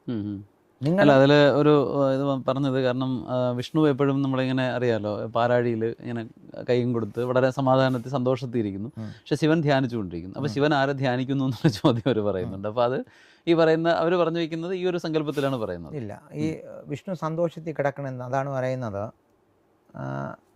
വിഷ്ണുവിൻ്റെ ഒരു സ്വഭാവമുണ്ട്, എല്ലാം ആട്ടിവിട്ടതാണ് പ്രാണൻ്റെ സ്വഭാവം. പ്രാണൻ ചലിപ്പിച്ചിട്ട് മിണ്ടാതെ കിടക്കുക, പ്രാണൻ നിയന്ത്രിക്കുന്നില്ല. അതായത് ഒരു ട്യൂബ്, ടാങ്കിൽ വെള്ളം ഇട്ടിട്ട് അതിനകത്തൊരു ട്യൂബ് ഇട്ട് ആ എൻഡിലൊന്ന് വാ കൊണ്ട് വലിച്ചിട്ട് അങ്ങ് വിട്ടാൽ ടാങ്കിലൊക്കെ ഇരിക്കുന്ന വെള്ളം മൊത്തം താഴെ പോകും.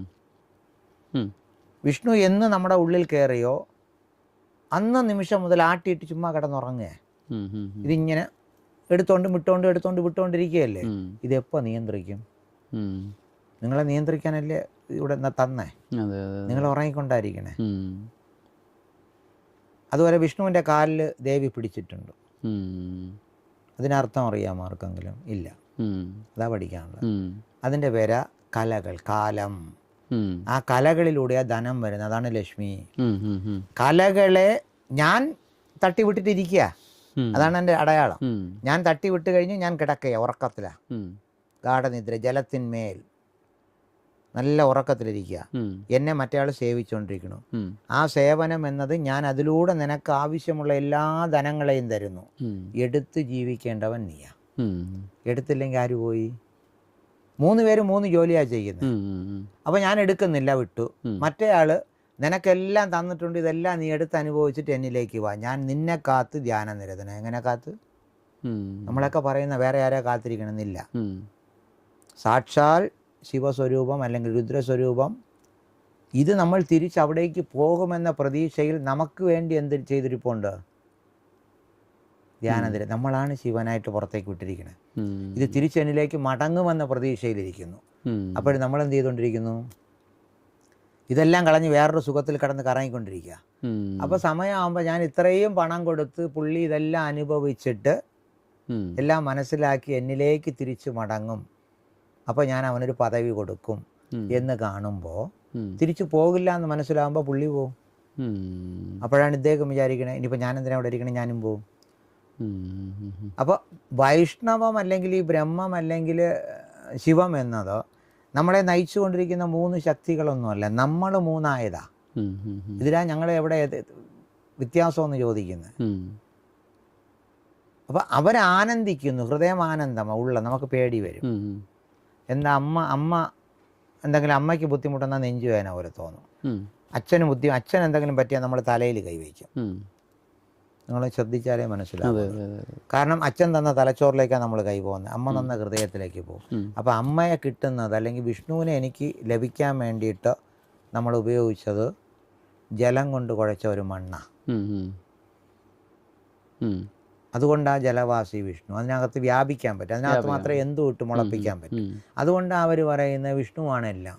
മറ്റത് അങ്ങനെയല്ല, മറ്റേത് ഏകമായിട്ട് ചുമ്മാ ഇരിക്കുന്ന ഒരാളെന്ന്. അതില്ലെങ്കിൽ നമ്മളില്ല. അതുകൊണ്ട് ഹൃദയം മാറ്റി വയ്ക്കാം, തലച്ചോറ് മാറ്റി വയ്ക്കാൻ പാടില്ല. അപ്പോൾ ഇതിനെ നമുക്ക് വിഷ്ണുവിനെ എപ്പോൾ ആണെങ്കിലും അടുത്തൊരു വിഷ്ണുവിനെ നമുക്ക് ക്രിയേറ്റ് ചെയ്തെടുക്കാം. ഇത് പോയാൽ പോയി. അപ്പോൾ ഇതിനെ വച്ചാണ് അത് ജീവിക്കുന്നത്. അപ്പോൾ ഇതിനെ ക്രിയേറ്റ് ചെയ്യാൻ പറ്റില്ല, ഇതിനെ ക്രിയേറ്റ് ചെയ്യാൻ പറ്റും. അപ്പോൾ ഇതിനെ നമുക്ക് സൂക്ഷിക്കണം. വിഷ്ണുവിനെ നമുക്ക്, അതുകൊണ്ടാണ് പറയുന്നത് വിഷ്ണുവിന് 10 അവതാരങ്ങളുണ്ട്. ശിവൻ അവതാരമല്ല, ഭാവങ്ങളേ ഉള്ളൂ. അപ്പോൾ ഇതാണ് പഠിക്കുന്നത്. ബ്രഹ്മാവിന് ഇത് രണ്ടുമില്ല. പുള്ളി എപ്പോഴും എനിക്ക് പറയേണ്ടത് ഞാൻ എന്നെക്കുറിച്ചല്ലേ, ഈ ധനഞ്ജയനായിട്ട് താഴെ ഇരിക്കുന്ന ആളുടെ പേരാ ബ്രഹ്മാവ്. കാരണം ഈ ബ്രഹ്മാവിന് മാത്രം ഈ മുടി ഇങ്ങനെ വെള്ള കളറിൽ കൊടുക്കുന്നതിൽ, താടിയും മുടിയും വെള്ള കളറിൽ കൊടുക്കുന്നതിൽ എന്തെങ്കിലും പ്രത്യേകത ഉണ്ടോ? ഉണ്ട്. അതായത് ബ്രഹ്മത്തിന് അല്ലെങ്കിൽ ബ്രഹ്മാവിന് ഒരിക്കലും നാശമില്ലാത്തതാണ്. ചെറുപ്പവുമില്ല, മരണവുമില്ല. പക്ഷെ ഒരു ബ്രഹ്മാവിന്റെ കാലം കഴിഞ്ഞിട്ട് അടുത്ത ബ്രഹ്മാവ് വരും. അത് ബ്രഹ്മകാലങ്ങളാ. അതുവരേക്കും പുള്ളി അതേപോലെ ഇരിക്കുള്ളൂ. അതങ്ങ് നേരത്തെ പറഞ്ഞ ഈ നിർഗുണതത്വത്തിന്റെ ഒരു പ്രതീകം. അതായത് ശരിക്കും പറഞ്ഞാൽ നമുക്ക് കറുപ്പുമില്ല വെളുപ്പുമില്ല, എല്ലാം പ്രകാശരൂപമാണ്. ഒരിക്കലും എൻ്റെ മൈൻഡിൽ ഒരു മാറ്റവും ഇല്ല. പുള്ളി അയ്യോ ഇവനിത് കഷ്ടതയാണല്ലോ എഴുതുന്നത്, അതാണ് കഥ എഴുതുന്നത്. അപ്പോൾ ബ്രഹ്മാവ് തന്നെ പറഞ്ഞിട്ടുണ്ട്, ഞാൻ സൃഷ്ടിക്കുന്ന ഓരോന്നിനും സുഖദുഃഖങ്ങളെ എഴുതിക്കൊണ്ടിരിക്കുന്നെന്ന് പറയണം. അപ്പോഴാ വിഷ്ണു പോയി ചോദിക്കണ, നീ എന്തുവാ കഥയിൽ പറയുന്ന, നീ പോയിട്ട് എന്തുവാ ഇത്, അവൻ ഇങ്ങനത്തെ ഘോരകൃത്യം എന്തിനാ എഴുതുന്നത്? അപ്പോൾ പറയുന്നതില്ല, അത് അവൻ്റെ കർമ്മമാണ്. ആ കർമ്മത്തിൽ എനിക്ക് അവൻ്റെ അടുക്ക ഒരു ഗൗരവം തോന്നേണ്ട കാര്യമില്ല, അതിനെക്കുറിച്ച് എനിക്ക് ദുഃഖിക്കേണ്ട കാര്യമില്ല. കാരണം അത് അവൻ്റെത്, അത് ഞാൻ അങ്ങനെ എഴുതി വിടും. അപ്പോൾ ചോദിക്കുന്ന, അപ്പം നിൻ്റെതോ? അത് ഞാൻ അങ്ങ് അനുഭവിക്കും എന്ന് പറഞ്ഞാൽ ഇപ്പം സുഖ ദുഃഖ ഭാവത്തിലിരിക്കുന്ന ആളാ ബ്രഹ്മാവ്. രണ്ടും നമുക്ക് ഈക്വലാ. അപ്പോൾ അതുകൊണ്ട് പുള്ളിക്ക് എന്തില്ല, വരുന്നതിനെക്കുറിച്ചും ചിന്തിക്കേണ്ട, നഷ്ടമാകുന്നതിനെക്കുറിച്ച് ചിന്തിക്കേണ്ട. അപ്പോൾ വരുന്നു, കുറച്ചു കാലം ഇങ്ങനെ ഇരിക്കുന്നു, അതേപോലെ അങ്ങ് പോകുന്നു. നമ്മളോ? ഇത് തന്നെയാണ് ശരയോഗത്തിൻ്റെയും ബേസായിട്ട് പറയുന്നത്. അതുമായിട്ട് ബന്ധപ്പെട്ട ഒരു ചോദ്യം ചോദിക്കുന്നത്, ഇപ്പോൾ ശിവനെയാണ് നമ്മൾ സാധാരണ അനാഥൻ എന്നുള്ള രീതിയിൽ പറയുന്നത്. അപ്പോൾ അദ്ദേഹത്തിന് പിന്നെ താരയാണ് അമ്മയായിട്ട് അങ്ങനെ എന്തോ ഒരു ചെറിയ സങ്കല്പം ഒരു വിദ്യയിൽ പറയുന്നതേ ഉള്ളൂ. അപ്പോൾ ശിവൻ അനാഥനായിരിക്കും എന്ന് പറയുമ്പോഴത്തേക്ക് ശിവനാണ് ശരിക്കും ഒടുക്കം ഇല്ലാതെ, തുടക്കവും ഇല്ലാതെ ഇങ്ങനെ അനാദിയായി നിൽക്കുന്നത് എന്ന് ആദിനാഥ് എന്നുള്ള രീതിയിലൊക്കെ നമ്മൾ പറയാം. അപ്പം മനുഷ്യ സഹജമായ ഒരു ക്യൂരിയോസിറ്റി ഉണ്ട്. ചിലപ്പോൾ അത് പലരും ചോദിച്ചിട്ടുള്ളതാണ്, ശിവൻ്റെ ഉൽപ്പത്തി എങ്ങനെയായിരിക്കും, അപ്പോൾ അല്ലെങ്കിൽ എന്താണ് ശിവൻ? അപ്പോൾ നമ്മൾ പറയാറുണ്ട് ചിദാനന്ദ രൂപ ശിവോഹം എന്ന് പറയുന്നു. അപ്പം ഞാൻ ശിവനായിരിക്കുന്നു, പക്ഷെ ശിവൻ ആരാണ്? അല്ലെങ്കിൽ ശിവൻ്റെ ഉൽപ്പത്തി, അല്ലെങ്കിൽ ശിവൻ്റെ ഈ ശിവൻ്റെ വിന്യാസത്തിൻ്റെ രഹസ്യം എന്താണ്? ഓക്കെ, ശിവ എന്ന് പറയുമ്പോൾ തന്നെ നമ്മൾ പഠിക്കേണ്ട ഭയങ്കരമായൊരു സംഭവമുണ്ട്. അതായത് ജീവവാസേ, അതാണ് ശിവ. ജീവൻ, അതിനെയാണ് ജീവ, ശിവ ജീവ വാസ. എപ്പോഴാണോ ജീവനെ ഉത്ഭവിപ്പിക്കണം എന്ന് ശക്തിരൂപമായ ബ്രഹ്മാണ്ടമായിരിക്കും ഒളിഞ്ഞിരിക്കുന്ന ഒരു ശൂന്യത്തിന് തോന്നുന്നോ, അപ്പോൾ അതിൽ നിന്നും പുറത്തേക്ക് വരുന്ന ആദ്യ ബിന്ദുവാണ് ശിവ. അപ്പോൾ ഒരു ജീവൻ, ഇത് ജീവന്റെ കണികയാണ്. ഇതിൽ നിന്നാണ് നമ്മൾ സകല ജീവനെ ഇനി എടുക്കാൻ പോകുന്നത്. ഈ കണിക തീരുമാനിക്കും എനിക്ക് ഒറ്റയ്ക്ക് എന്ത് ചെയ്യാൻ പറ്റില്ല, ഒന്നും ചെയ്യാൻ പറ്റില്ല. അതാണ് ഞാൻ നേരത്തെ പറഞ്ഞത്, പലതായി ഭവിച്ചു എന്ന് പറയുന്ന പോലെ. അപ്പൊ ഇത് നേരെ ഇങ്ങനെ വന്നിട്ട് ആലോചിക്കുന്നു, ഇനിയിപ്പോ ഞാൻ ഒറ്റയ്ക്ക് നിന്നാൽ എനിക്കൊന്നും ചെയ്യാൻ പറ്റില്ല. അങ്ങനെ ശക്തിയുമായിട്ട് ചേരുന്നു വീണ്ടും അതേ എനർജിയെ അത് തന്നെയാണ് നമ്മൾ ബൈബിളിൽ നമ്മുടെ എല്ലാത്തിലും പറയുന്നത്. ബൈബിളിൽ വേണമെങ്കിൽ കുറച്ചുകൂടെ വ്യക്തമായി പറയാം. എങ്ങനെയെന്ന് പറഞ്ഞാൽ ആദത്തിനെ ആദ്യം സൃഷ്ടിച്ചു, ആദത്തിന്റെ വാരിയെല്ലൂറി മറ്റയാളെ ഉണ്ടാക്കി. അത് ഞാൻ ശിവം പുറത്തേക്ക് വന്നു, ശിവം നേരെ ശക്തിയുമായിട്ട് കണക്ട് ചെയ്ത് തൻ്റെ ഒരു പ്രതിബിംബം വേറൊരു പെണ്ണിനെ എടുക്കുന്നു, ഒരു ശക്തിയെ തന്നിലേക്ക് ആവാഹിക്കുന്നു, രണ്ടുപേരുമായിട്ട് ഇതെല്ലാം ചെയ്യുന്നു. അപ്പോൾ ശിവം എന്നത് സിമ്പിളായിട്ട് പറഞ്ഞാൽ ഒരു ചെറിയൊരു ഉത്തരം കൊടുക്കാന്ന് പറഞ്ഞാൽ ആദ്യത്തെ ജീവകണിക. അതിനു മുമ്പ് ജീവനില്ല, എല്ലാം മറഞ്ഞൊളിപ്പിച്ച് വെച്ചൊരു ശൂന്യമേ ഉള്ളൂ. ആ ശൂന്യത്തിൽ ഇരിക്കുന്നതിൻ്റെ പേരാ ശക്തി. നമ്മൾ പറയില്ല പരാശക്തി, പരം ശക്തി. ഇത് പരാശക്തിയും പരം ശക്തിയും പരനെ ഉണ്ടാക്കി. എന്തുണ്ടാക്കി? അപ്പോൾ പരൻ പരം, പരം പരൈ, പരം പരൈ, പരനും പരയും എന്തുവാ? അതാണ് വംശം, പരമ്പര. അതെ, പരനും പരയും വേണം. പരാശക്തി എന്ന പരയും അതിൽ നിന്നുണ്ടായ പരനും ചേരുമ്പോൾ പരമ്പരയാവും. അതാണ് DNA ഇങ്ങനെ കൊരുത്തിരിക്കും. ഇത് തന്നെയാണ് നമ്മൾ കണക്ടിവിറ്റി. ആദ്യമായി ഉണ്ടാകുന്ന ഒരു ജീവകണികയാണ് ശിവ. അത് ആരിൽ നിന്നാണ് മാറ്റാൻ പറ്റുന്നത്? അല്ല, ശിവം എന്ന് പറയുന്ന ഒരു ലിംഗം, ഇങ്ങനെ അതിന് ലിംഗരൂപം കൊടുത്താൽ അതുകൊണ്ട് രൂപമില്ല, സൂചകം. അതൊരു മാറ്റർ വൈസ് ഇങ്ങനെ ഇരിക്കും, ഇങ്ങനെ ഇരിക്കാനേ പറ്റൂ. അത് അതിനെ പ്രവർത്തിപ്പിക്കുന്ന ശക്തിയാണ്, കൈനറ്റിക് എനർജിയും പൊട്ടൻഷ്യൽ എനർജിയും നമ്മൾ പറഞ്ഞു. അപ്പോൾ ഇത് നമ്മൾ പഠിച്ചാൽ മതി, അല്ലാതെ നമ്മൾ ഈ കാണുന്ന രൂപം ശിവൻ ആ ഒരു ആവിർഭാവത്തിന് മുമ്പ് ഒന്നുമില്ല, ഒരു നത്തിങ് എൽസ് എന്നല്ല, അതൊരു എല്ലാം പറഞ്ഞില്ലേ, ഒന്നിനകത്ത് ഒളിപ്പിച്ചു വെച്ചു, അതൊരു ശൂന്യം. അത് ആരൊളിപ്പിച്ചു? അതൊക്കെ കാലത്തിലാ. കാലത്തെ നമ്മളെല്ലാം പറയുന്നത് ശിവനെ നമ്മൾ മഹാകാലൻ എന്നല്ലേ പറയുന്നത്. അതാ കാലം. അതായത് ഈ ശിവനെ മഹാകാലൻ എന്ന് പറയാൻ കാര്യം ഈ ശക്തി ഇരിക്കുന്നതും അപ്പോഴും അദ്ദേഹം ഉണ്ടല്ലോ എന്നുള്ളതാണ്. ആ ശിവൻ ഉണ്ടല്ലോ, അതാണ് പറയുന്നത്. ആ ശിവന് പേരില്ല, അതിന്റെ പേരാ കാലം. നിങ്ങൾ എടുത്തിട്ട് കാലനാക്കിയതാ, മനസ്സിലാകുന്നു? ആ കാലം ഇനി അതിലായിരിക്കണ കലയിലാ. നമ്മൾ അങ്ങോട്ട് പോകണം, ഇനി ഉള്ളിലേക്കാ പോകുന്നത്. ചെറുതായിട്ട് വരും. അപ്പൊ കല ഒതുങ്ങിയ ലയത്തിൽ പോകും, പ്രളയം. അതെ. അപ്പൊ ഒന്നുമില്ല, അത് കുറച്ചുകൂടെ മാറ്റർ ചുരുങ്ങി. ഇനി അത് പോയാൽ അയമായി, വളരെ സിമ്പിളായി. അത് പോയാൽ അതിൽ നിന്ന് മാറ്ററായി അണുവായി. ഇങ്ങനെ ഒന്നും അല്ലാതെ നമ്മൾ താഴെ പോകും. അത് വികസിച്ച് വികസിച്ച് വികസിച്ച് വികസിച്ച് വരുമ്പോഴാ ശിവത്തിൽ നിന്നും ശക്തിയിൽ നിന്നും വീണ്ടും ശിവം ഇങ്ങനെ വരുന്നത്. അപ്പൊ കാലത്തിൽ നിന്നും, കാലം എന്ന ശൂന്യത്തിൽ നിന്നും ശക്തി, ശക്തിയിൽ നിന്നും ശിവ, ശിവശക്തി സംഹാരം സംയോഗം കൊണ്ടടുത്ത് വീണ്ടും ശിവനും, വീണ്ടും ശിവൻ വരും, വിഷ്ണു വരും, ബ്രഹ്മാവ് വരും. ഇങ്ങനെയാണ് ത്രിഗുണങ്ങളായിട്ട് വരും. അപ്പൊ ഇതിനെ അപ്പൊ ആദ്യം ശിവൻ ഉണ്ടോ എന്ന് ചോദിച്ചാൽ ആദ്യവും ഉണ്ട്. പക്ഷെ അവന് ശിവനെന്നല്ല പേര്. ഇപ്പൊ നമ്മുടെ ഉള്ളിലിരിക്കുന്ന സദാജീവൻ, അതാണ് സദാശിവൻ. സദാജീവൻ ഇരുന്ന് ചലിച്ചുകൊണ്ടിരിക്കുന്ന ഇടം. അപ്പൊ ഇതിന്റെ അതാണ് പറയുന്നത്, ജീവഭാവം പണ്ട് തൊട്ടേ എല്ലാത്തിലും ഉണ്ട്. ഇപ്പൊ നമ്മൾ പറയുന്നു കല്ലില്, ഇതപ്പോ ഇതിനകത്തൊരു ജീവഭാവമുണ്ട്. ഇത് ചലിക്കാത്തതാ, പക്ഷെ ഇതിനകത്തൊരു ജീവഭാവം ഉണ്ട്. അത് ചലിക്കുന്നില്ല എന്നുള്ളതേ. ആ ജീവഭാവം ഇല്ലെങ്കിൽ ഇതെടുത്തിട്ട് കത്തിച്ചാൽ കത്തില്ല, അത് ഒളിഞ്ഞിരിക്കുന്നു. അങ്ങനെ ആദ്യം മുതൽ ശിവം എന്നതുണ്ട്. പക്ഷേ അതിനെ ശിവം എന്ന പേരിലല്ല പറഞ്ഞിരിക്കുന്നത്. ശിവം എന്ന ഭാവത്തിൽ ചലിക്കാൻ തുടങ്ങിയതിനെ എന്തു പറയുന്നത്? ശിവൻ ഒരു മാറ്ററായിട്ട് മാറി. ഇനി ഇത് മാറ്റാൻ വേണ്ടിയിട്ട് ആ മാറ്ററിനെ ചലിപ്പിക്കാൻ താൻ തന്നെ ഒരു ശക്തിയുമാക്കി. അങ്ങനെയാ ചലിച്ചു തുടങ്ങിയത്. അപ്പോൾ ഒളിഞ്ഞിരിക്കുന്ന ഒരു ഭാവത്തെ എല്ലാവരും എന്തു പറയുന്നത്? ശിവം ശിവം ശിവം ശിവം. അപ്പോൾ ആദ്യം മുതലേ ഇതുണ്ട്. അത് കാലത്തിനകത്ത് ലയിച്ചിരിക്കും. അപ്പോൾ കാലലയം പ്രാപിച്ചിരിക്കുന്ന ആൾ കാലൻ. അപ്പോൾ അങ്ങ് ഇപ്പോൾ ഈ സമ്പ്രദായങ്ങളുടെ വളരെ ചെറിയ പ്രായത്തിൽ തന്നെ അന്വേഷിച്ച ഒരുപാട് ഗുരുക്കന്മാരുടെ അടുത്തും ഇങ്ങനെ ജ്ഞാനം സമ്പാദിച്ച ഒരാളാണ്. അപ്പോൾ അങ്ങയുടെ ഒരു ട്രാൻസിഷൻ ഇതുവരെയെങ്കിലും മനസ്സിലാക്കുന്നത്. കഴിഞ്ഞ ജന്മം, അതിൻ്റെ ജന്മം, ഇങ്ങനെ കുറച്ചൊക്കെ നമ്മൾ കൗതുകം കൊണ്ട് പലരും നോക്കും, ധ്യാനങ്ങളിൽ തെളിഞ്ഞു വരും.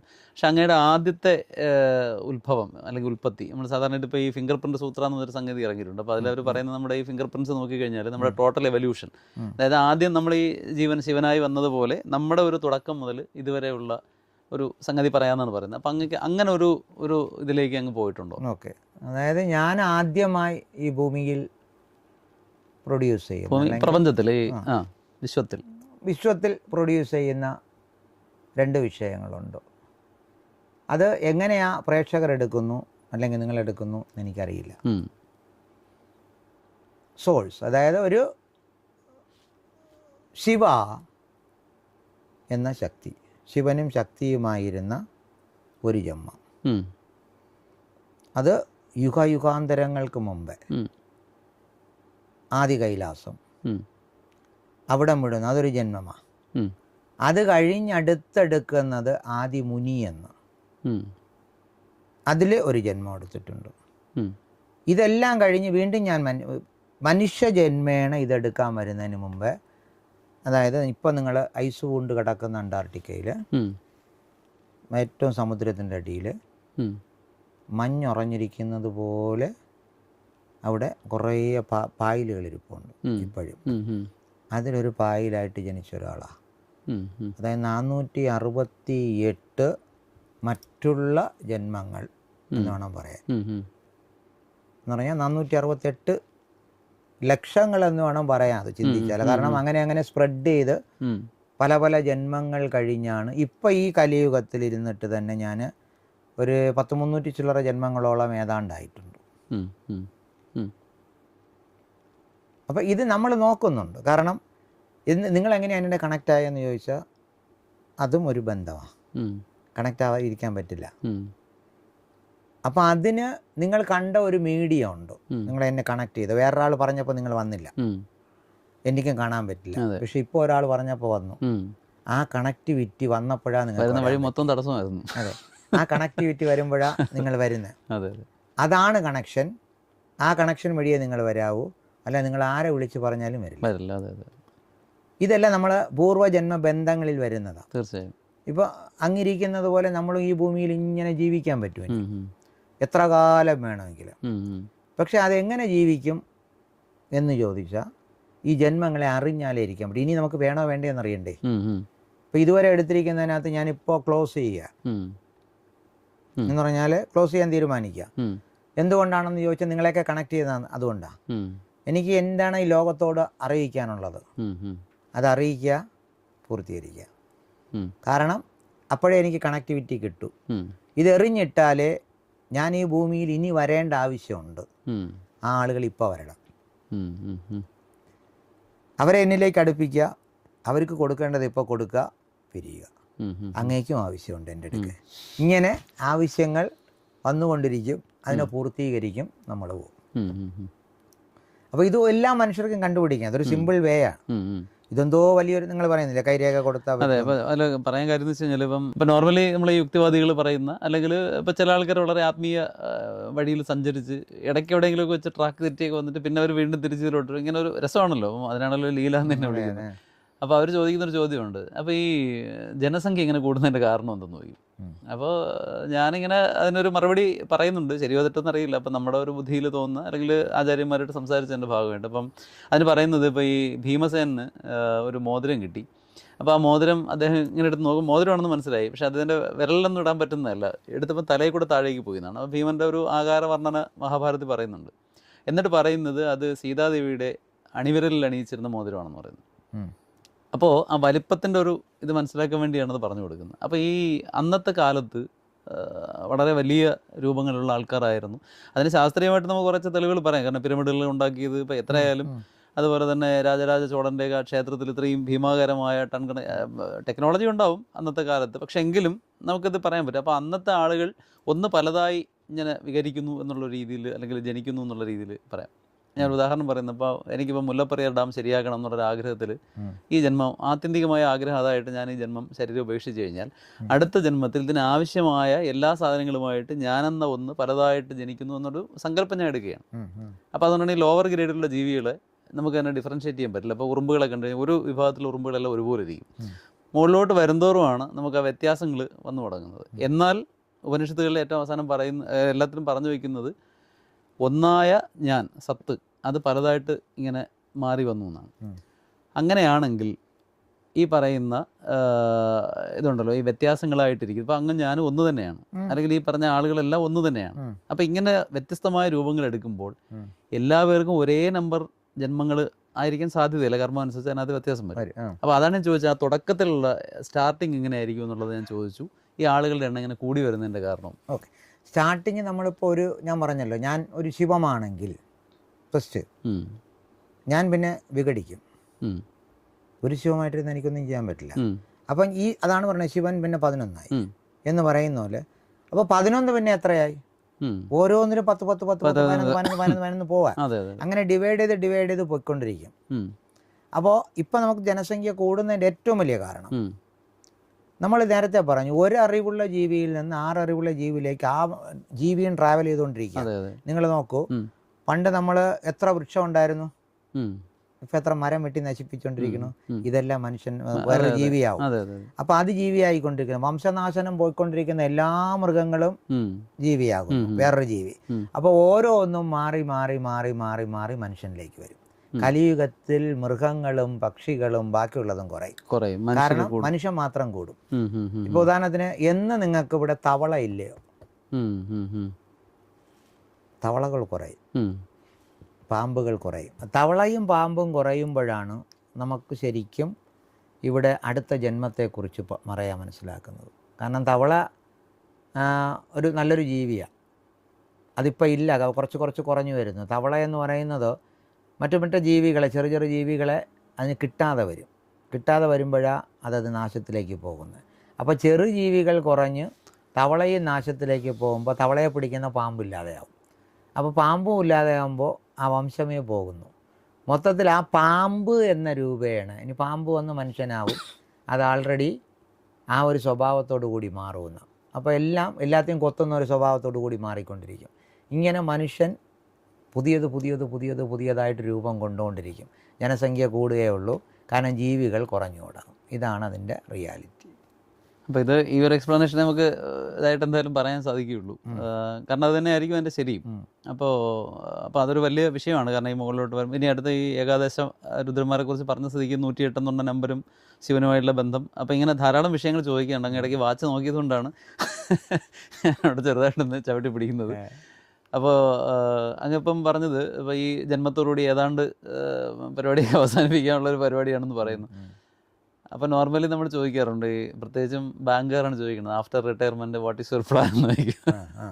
അപ്പോൾ അങ്ങേക്ക് എങ്ങനെ എന്തെങ്കിലും പദ്ധതികളുണ്ടോ? ഈ പറഞ്ഞ നിതാന്തമായ ശൂന്യത അല്ലെങ്കിൽ ആ ഒരു പൂർണ്ണതയിലേക്ക് ലയിക്കുകയാണോ, അതോ അതിന് മറ്റെന്തെങ്കിലും നമ്മൾ പറയുന്ന ഹയർ ഡയമെൻഷൻസിലേക്കുള്ള യാത്രകളുണ്ടോ? അതായത് ഞാൻ ആൾറെഡി ഇവിടെ ഭൂമിയിൽ വന്നതിൽ ഒരു 10-16 ശരീരങ്ങളെ ഞാൻ പലയിടത്തായിട്ട് വച്ചിട്ടുണ്ട്, പൂർവ്വജന്മാർത്ഥം. അങ്ങനെയൊക്കെ നമ്മൾ പണ്ട് പറയുന്ന വീട്ടിലെ സമാധികളിരിക്കുന്നു. അപ്പോൾ അതൊക്കെ ഞങ്ങൾ വേറൊരു രൂപത്തിലാണ് വെച്ചിരിക്കുന്നത്. അപ്പോൾ നിങ്ങൾക്ക് പോയി സാധാരണ ഒരു മനുഷ്യന് കാണാൻ പറ്റുമോ? പറ്റില്ല. ഇവിടെയൊക്കെ ഞാൻ ഇപ്പോഴും ട്രാവൽ ചെയ്യും. എന്തിനാ? അതെങ്ങനെയുണ്ടെന്ന് എനിക്ക് മാത്രം കാണാം. അപ്പോൾ ഞാനിപ്പോൾ ഞാൻ ഉദ്ദേശിക്കുന്ന ലെവലിലേക്ക് ഞാനിപ്പോൾ അതാ പ്രവർത്തിച്ചുകൊണ്ടിരിക്കുന്നത്.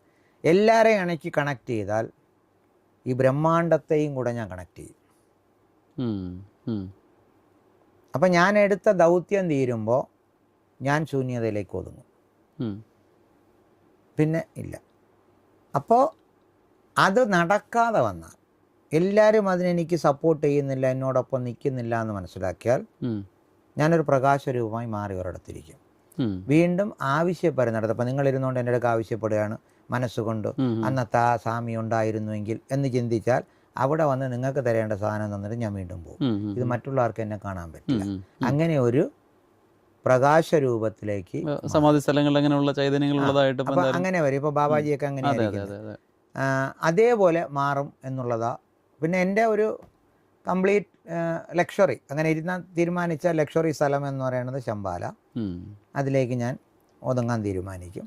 ഇല്ലേ നമുക്ക് ശൂന്യത്തിലേക്ക് ഒതുങ്ങാൻ തീരുമാനിക്കും. അപ്പോൾ ഈ ശൂന്യത്തിൽ ഒതുങ്ങിക്കഴിഞ്ഞാൽ പിന്നെ ഒരു വരവ്, അതായത് എപ്പോഴെങ്കിലും നമ്മുടെ ഇച്ഛപ്രകാരം നമുക്ക് വരാൻ നമുക്ക് വരണം എന്നുണ്ട് തോന്നിയാലേ വരുള്ളൂ. അപ്പോഴും നമുക്ക് ഈ ബോധമുണ്ട്, അതായത് ഉറക്കത്തിൻ്റെ സുഷുപ്തി അവസ്ഥയിൽ പോകുമ്പോഴും നമ്മുടെ ഉള്ളിലുണ്ടാകുന്ന ഞാൻ ബോധം അപ്പോഴും ഉണ്ടാവും. ഇപ്പോഴും ഇപ്പോൾ എല്ലാവരും പറയും തുര്യത്തിൽ പോയാൽ ഒന്നുമില്ല എന്ന്, വിട്ടിത്തമാണ് പറയണം. നിങ്ങൾക്ക് പോകാൻ അറിഞ്ഞൂടാ. ജാഗ്രതയോടൊപ്പം തുര്യാതീതം വരെയും എങ്കിൽ മാത്രമേ നമുക്കിതിനെ മനസ്സിലാക്കാൻ പറ്റും. പോയിട്ടാണല്ലോ തുര്യാതീതത്തിലേക്ക് പോകുന്നത്. അപ്പോൾ എന്തായാലും അപ്പോൾ ജാഗ്രത ഇല്ലാതെ പോകാൻ പറ്റില്ല. അതല്ല, ഈ അവസ്ഥയിൽ നമ്മൾ ഗർഭാവസ്ഥയിൽ പോയിട്ടുണ്ടല്ലോ. അപ്പോൾ അതിൽ പോണ്ടേ? അതെ. ഇത് പോകാൻ അറിഞ്ഞൂടാത്തവരാ സ്വപ്നം കഴിഞ്ഞാൽ ഒന്നുമില്ല, നിങ്ങൾക്കൊന്നും അറിയില്ല എന്ന് പറയണം. എല്ലാം അറിയാൻ പറ്റും. അതിലേക്ക് പോയി അറിയുമ്പോഴാണ് മനസ്സിലാകുന്നത് നമ്മൾ എന്താണെന്ന്. ആ തുര്യാതീത അവസ്ഥ എന്ന് പറയുന്നത് നമ്മൾ ഈ കാലത്തിലേക്ക് ഒതുങ്ങുന്ന അവസ്ഥ. നമ്മൾ ഓരോ ദിവസവും ഒതുങ്ങിയിട്ട് വരിക, പുനർജനിച്ച്. അതുപോലെ തന്നെയാണ് തിരിച്ചു പോയിട്ട് നമുക്ക് വേണമെന്ന് തോന്നിയാൽ വരാം, ഇല്ലെങ്കിൽ അവിടെ തന്നെ ഇരിക്കും. ഉണ്ടാവും. ഞാൻ ഒരിടവും പോവില്ല. ജ്ഞാനമായാൽ വീണ്ടും ഞാൻ ജനിക്കും. ഞാൻ ജ്ഞാനമായില്ലെങ്കിൽ ഞാനായിട്ട് തന്നെ അവിടെ ഇരിക്കും. എന്നാലും അങ്ങും ഞാൻ തന്നെയാണ്. അതേ ഉള്ളൂ. നിങ്ങളിപ്പോൾ അങ്ങ് പറഞ്ഞില്ലേ, അങ്ങയുടെ പേരും എൻ്റെ പേരും പറയുന്ന പേരുകൾ മാത്രം. നമ്മൾ രണ്ടുപേരും ഇൻട്രൊഡ്യൂസ് ചെയ്യുമ്പോൾ ഞാനെന്നൊരു വാക്ക് ഉപയോഗിക്കും. അത് രണ്ടും ഒന്നാണ്. ഇപ്പം നിങ്ങളും ഞാനും താഴെ ഇരിക്കുന്ന പുഴുവും ഈ ഇരിക്കുന്ന എല്ലാവരും ഒന്നേ അല്ലാതെ രണ്ടല്ല. അത് എപ്പോൾ നിങ്ങൾക്ക് രണ്ടായി കാണും. അതാണ് ഒന്നായ നിന്നയിക രണ്ടെന്ന് കാണുമ്പോൾ ഉണ്ടായരുണ്ട്. അവൻ വേറാണെന്ന് കാണുമ്പോഴാണല്ലോ അടി നടക്കണം. ഞാനാണെന്ന് കാണുമ്പോൾ ഇല്ലല്ലോ. ഞാൻ എൻ്റെ ശിഷ്യരെടുക്കെ തന്നെ ചോദിക്കും, ഞാൻ നിങ്ങളുടെ വീട്ടിലേക്ക് വരുമ്പോൾ നിങ്ങൾ എന്നെ എങ്ങനെ കാണും എന്ന് ചോദിച്ചാൽ അവർ പറയും, അപ്പോൾ സ്വാമി വരണം എന്ന് പറഞ്ഞാൽ വീടൊക്കെ തൂത്ത് തുടച്ച്. അപ്പോൾ പിന്നെ പോയി തൊലഞ്ഞിനി. കാരണം നീ എന്നെ വ്യത്യസ്തനായിട്ടാണ് കാണുന്നത്. ഇപ്പൊ എല്ലാ വീട്ടിലും എന്താ ചെയ്തു വെച്ചിരിക്കണെന്ന് പറഞ്ഞാൽ ദൈവം എന്നൊരു കൺസെപ്റ്റ് വെച്ചിട്ടുണ്ട്. ഒരു പൂജാമുറി ഉണ്ടാക്കി പടമൊക്കെ അടുക്കി വെച്ച് അടച്ചു പൂട്ടി വെച്ചിട്ടുണ്ട്. ദൈവത്തിന് എന്താ സ്വാതന്ത്ര്യം? നിങ്ങൾ പറയുന്നു ഈശോവാസ്യം. എല്ലായിടത്തും ഉള്ള ദൈവത്തെ നിങ്ങളൊരു മുറി പൂട്ടി അടച്ചു വെച്ചിട്ട് ഇത് എൻ്റേതാണെന്ന് പറഞ്ഞാൽ അംഗീകരിക്കാൻ പറ്റുമോ? ദൈവം ആലോചിക്കും, നീ എന്നെ അടച്ചു പൂട്ടിയില്ലേ, നീ അവിടെ ഇരുന്ന് അനുഭവിച്ചോ. എനിക്ക് നിങ്ങളോടൊപ്പം ഇരിക്കാൻ അവസരം വേണം. നീ കഴിക്കുന്ന ചോറിൽ പങ്ക് എനിക്ക് വേണം. അല്ലാതെ എനിക്കൊരു പ്ലേറ്റ് വെച്ചിട്ട് സ്വർണ്ണത്തട്ടും വെച്ചിട്ട് ഇത് സ്വാമിക്കാണ് ഗുരുവിനാണെന്ന് നോക്കുന്നതിൽ അർത്ഥമില്ല. നിങ്ങളിൽ ഒരുത്തൻ ഞാനായില്ലെങ്കിൽ ഞാൻ നിങ്ങളിൽ അന്യനാ. ഇതേ ദൈവം പറയുന്നത്. നിങ്ങൾ ആദ്യം എന്നെ ആക്ക് എൻ്റെ ഉള്ളിലേക്ക്. ഞാനും നിങ്ങൾ ഒന്നല്ലേ? തീർച്ചയായും. രണ്ടിലും ഇരിക്കുന്ന ഒരേ അര കുത്തി നോക്കിയാലും ചുവന്ന ചോരയാ. നമ്മളെല്ലാ രൂപങ്ങൾക്ക് വ്യത്യാസമൊന്നല്ലാതെ നിങ്ങളും തിന്നുന്നു ഞാനും തിന്നുന്നു. വേദന അനുഭവിക്കുന്ന ആളുകൾ രണ്ടായിട്ടല്ലേ? അത് അനുഭവിച്ചിട്ട് അത് വേദനയാ. അല്ല, ആ ഒരു ഇതാണ് നമ്മൾ അടുത്ത ഇതിലേക്ക്. അപ്പൊ ഇന്നെന്തായാലും ചോദിക്കുന്നില്ല, ചോദിച്ചു കഴിഞ്ഞാൽ ഇപ്പൊ അത് ഇപ്പോഴും നിൽക്കുന്ന ചോദ്യമല്ല. അനുഭവത്തിന്റെ ഒരു വെളിച്ചത്തിൽ നമ്മൾ രണ്ടാ എന്ന് പറഞ്ഞാൽ മനസ്സ് രണ്ടാ. അല്ല, അവിടെയാണ് ഞാൻ ചോദിച്ച ബേസിക് ആയിട്ടുള്ള ക്വസ്റ്റ്യൻ. അങ്ങയെ അങ്ങാക്കി നിർത്തുന്ന ഒരു സാധനവും എന്നെ ഞാനാക്കി നിർത്തുന്നത്, എന്റെ ഉള്ളിലുള്ള ഞാനും അങ്ങയുടെ ഉള്ളിലുള്ള കർമ്മം ബന്ധിതമാണ് നിൽക്കുന്നത്. അതിന്റെ പേരാ കർമ്മബന്ധിതം. നിങ്ങളുടെ എടുത്തിരിക്കുന്ന കർമ്മം കൊണ്ടാണ് നിങ്ങൾ വേറെ ആയത്. കർമ്മങ്ങൾ ഒഴിഞ്ഞ് പോകുമ്പോൾ രണ്ടുപേരും ഒന്നാകുന്നു. അപ്പോഴാണ് നമുക്കറിയാം. ഇപ്പോൾ ഉദാഹരണത്തിന് അങ്ങനെ ഇരിക്കുന്ന ഗുരു ശിഷ്യനാ, ശരിക്കും പറഞ്ഞാൽ ഗുരുവിന്റെ വേദന ശിഷ്യനും അനുഭവിക്കും, ശിഷ്യന്റെ വേദന ഗുരുവും അനുഭവിക്കും. ഇപ്പോൾ ഉദാഹരണത്തിന് എനിക്കുണ്ടോ നേട്ടം ഉണ്ട്. കാരണം പലരുടെയും അത് ലൈവ് എൻ്റെ കൂടെ നടക്കണവർക്ക് അറിയാൻ പറ്റും.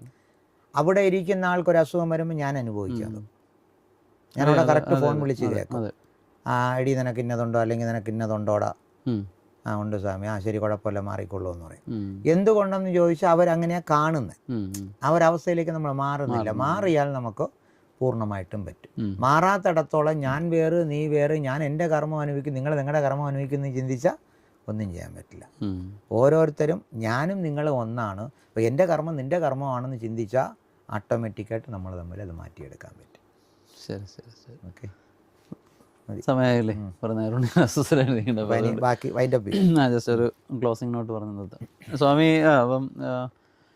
അപ്പോൾ ഒന്നുമല്ല, ഇതിപ്പോൾ ഒരു ശരിക്കും പറഞ്ഞ ഒരു തുടക്കം എന്നാണ് എനിക്ക് തോന്നുന്നത്. നമ്മുടെ ആദ്യ സ്പന്ദത്തെക്കുറിച്ച് നമ്മൾ പറഞ്ഞു തുടങ്ങിയുള്ളൂ. അപ്പോൾ അത് വളരെയേറെ ഗഹനമായ ആഴങ്ങളിലേക്ക് സഞ്ചരിക്കേണ്ട ഒരു വിഷയമാണ്.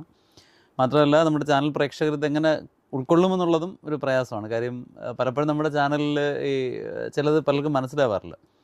ഇപ്പം പിന്നെ ധാരാളം ഈ ആത്മീയ ചാനലുകളും അതിൻ്റെ സംരക്ഷകരുമുണ്ട്. നിങ്ങൾ എൻ്റെ കൂടെ വരൂ, ഞാൻ നിങ്ങൾക്ക് സ്വർഗ്ഗരാജ്യം തരാമെന്ന് പറയുന്ന ആളുകൾ ഇപ്പം ധാരാളം ഇറങ്ങിയിട്ടുണ്ട്. അതിൽ ഓരോരുത്തരും ബ്രാൻഡ് ചെയ്ത് പറയുന്നുണ്ട്, ഇന്ന ദൈവത്തിൻ്റെ ആളാണ്. അപ്പോൾ എനിക്ക് തോന്നുന്നു ഇനിയിപ്പോൾ ഉടൻ തന്നെ അയ്യപ്പ സേന വരാൻ സാധ്യതയുണ്ട്, ഗുരുവായൂരപ്പൻ സേന വരാൻ സാധ്യതയുണ്ട്. കാരണം മുരുകസേന വന്നു കഴിഞ്ഞു. അപ്പോൾ ഇങ്ങനെ ഒരു ഇതിലേക്ക് സേനകളിങ്ങനെ വന്നുകൊണ്ടിരിക്കുകയാണ്. അപ്പോൾ ഇതിൽ അടുത്ത കാലത്തൊരു വിദ്വാൻ പറയുന്നത് കേട്ടു, നിങ്ങൾക്ക് തനിച്ചിരുന്ന് പ്രാർത്ഥിച്ചാൽ കുഴപ്പമൊന്നുമില്ല, നിങ്ങൾ ദൈവത്തിനെ നിങ്ങൾ അറിഞ്ഞാൽ മതി. പക്ഷേ അത് സാധാരണ കാര്യങ്ങൾക്ക് നിങ്ങളൊരു ഉയർന്ന തലത്തിലേക്ക് പോകണമെങ്കിൽ നിങ്ങൾക്ക് ഒരാളുടെ സഹായം വേണം. ഗുരു എന്ന് പറയുന്നത് നമുക്ക് എല്ലാവർക്കും അറിയാം, ഗുരു വേണം. പക്ഷെ ഇതങ്ങനെയല്ല പറയുന്നത്. കൂടുതൽ കാര്യങ്ങൾ, അതായത് അങ്ങ് പറഞ്ഞ പോലെ അടുത്തെന്ന് പറയാനായിട്ട്, അതായത് ഇപ്പം നമ്മുടെ എന്താണ് CM-നോട് അടുത്തെന്ന് പറയണമെങ്കിൽ കൊച്ചു കാര്യങ്ങളൊക്കെയാണെങ്കിൽ ഫോൺ വിളിച്ച് പറഞ്ഞാൽ ലെറ്റർ അയച്ചു. പക്ഷേ നേരിട്ട് പോയി പറയണമെങ്കിൽ ഞാൻ ഇടയ്ക്ക് വേണമെന്ന് പറയുന്ന രീതിയിൽ വരെ ഈ ആത്മീയവാദികൾ വന്നു തുടങ്ങി. അപ്പോൾ വളരെ വല്ലാത്തൊരു കാലമാണ്. ഈ തമ്പനയിലുകൾ കണ്ടിട്ട് ആൾക്കാർ പോകുന്നുണ്ട്. 1 മണിക്കൂർ കൊണ്ട് നിങ്ങൾ ആകാശത്തൂടെ പറപ്പിക്കാം, മറ്റത് ചെയ്യാം, മറിച്ചത് ചെയ്യാം എന്ന് പറയുന്ന ടീമുകളുണ്ട്. അപ്പോൾ ജാഗ്രത പാലിക്കുക. കേരള ഗവൺമെൻറ് കഴിഞ്ഞ 5 വർഷം കൊണ്ട് പറഞ്ഞുകൊണ്ടിരിക്കുന്ന സാധനമാണ്, ഭയക്കണ്ട, ജാഗ്രത മതി എന്നുള്ളതാണ്. അപ്പോൾ ഈ ഒരു പാത എന്ന് പറഞ്ഞാൽ തുടക്കം അങ്ങോട്ട് പോകുമ്പോഴത്തേക്ക് സുഖമായിട്ടൊന്നും, പക്ഷേ അതിനുശേഷം ഇല്യൂഷൻസും ഹാലൂസിനേഷൻസും ധാരാളം വരും എന്നുള്ളതാണ് ഈ ഉള്ളവൻ്റെ ഒരു അറിവല്ല, ഒരുപാട് ആളുകളിൽ നിന്ന് മനസ്സിലാക്കിയ ഒരു കാര്യം അതാണ്. അപ്പോൾ അതുകൊണ്ട് ആത്യന്തികമായിട്ട് ഉള്ളിനോട് തന്നെ ചോദിച്ചുകൊണ്ടിരിക്കുക, ഞാൻ ആരാണ്, ഞാൻ ആരാണ്, ഞാൻ ആരാണ്, എന്തിന് ഞാനത് അറിയുന്നു, എന്തിന് ഞാനായിരിക്കുന്നു എന്നുള്ള ചോദ്യം മാത്രമേ ഉള്ളൂ. അല്ലാതെ മറ്റൊരാളും നിങ്ങളെ അവിടെ സഹായിക്കാൻ ഉണ്ടാവില്ല. നിങ്ങളുടെ കർമ്മങ്ങൾ മാത്രമേ ഉള്ളൂ. അങ്ങ് പറഞ്ഞതുപോലെ കർമ്മങ്ങളും ശുദ്ധമായ നിങ്ങളുടെ ഇതും മാത്രമേ ഉള്ളൂ. അപ്പോൾ അതിന് തയ്യാറാവുക എന്നുള്ളതാണ് ഏറ്റവും പ്രധാനം. ഇപ്പോൾ സബ്ജക്റ്റ് കുറച്ച് സങ്കീർണമാണെന്ന് തോന്നുമെങ്കിൽ 2-3 പ്രാവശ്യം കേൾക്കുക, കാരണം എങ്കിൽ മാത്രമേ പരീക്ഷ പാസ്സാവാൻ പറ്റുകയുള്ളൂ. അപ്പോൾ എന്തായാലും ഈ ഒരു സമയം 1.5 മണിക്കൂർ നമുക്ക് നല്ല രീതിയിൽ സംസാരിക്കാനായിട്ട് സാധിച്ചു എന്നാണ് തോന്നുന്നത്. അങ്ങേക്ക് എന്തെങ്കിലും പറയാനുണ്ടെങ്കിൽ പറയാം. എനിക്ക് പറയാനുള്ളത് പ്രേക്ഷകരോടാണ്. അതായത് പ്രേക്ഷകരെടുക്കെ എനിക്ക് പറയാനുള്ള ഒരേ ഒരു കാര്യം, ലോകത്ത് പലവിധമായ വിദ്യകളും പലവിധമായ യോഗങ്ങളും എല്ലാവരും പഠിപ്പിക്കാനും അതായത് ഇൻട്രൊഡ്യൂസ് ചെയ്യാനും എല്ലാം തയ്യാറാകും. പക്ഷേ ഇതാദ്യം എനിക്ക് ആപ്റ്റാകുമോ എന്ന് ഓരോരുത്തരും സ്വയം വിശകലനം ചെയ്യുക. എൻ്റെ ഉള്ളിലിരിക്കുന്ന ഞാൻ എന്നത് ഇതിനെ അക്സെപ്റ്റ് ചെയ്യുമോ, ഇതിനെ സ്വീകരിക്കാൻ എനിക്ക് പറ്റുമോ, ഇതിനെ പ്രാക്ടീസ് ചെയ്യാൻ പറ്റുമോ എന്ന് മനസ്സിലാക്കിയിട്ട് അതുവഴിയെ നിങ്ങൾ മുമ്പോട്ട് പോയാൽ നിങ്ങളിലിരിക്കുന്ന ദൈവം എന്ന ഒരു എനർജി നിങ്ങൾ തന്നെയാണ്. ആ ഞാൻ എന്ന ഭാവം ഉണർന്ന് നിങ്ങളുടെ വിജ്ഞാനത്തെ ഉണർത്തിച്ച് നിങ്ങളെ പ്രവർത്തിപ്പിക്കും. ഇതിന് മറ്റുള്ള ആരുടെയും സഹായം വേണ്ട. ഇത് ഞാൻ അനുഭവിച്ച സത്യമാണ്.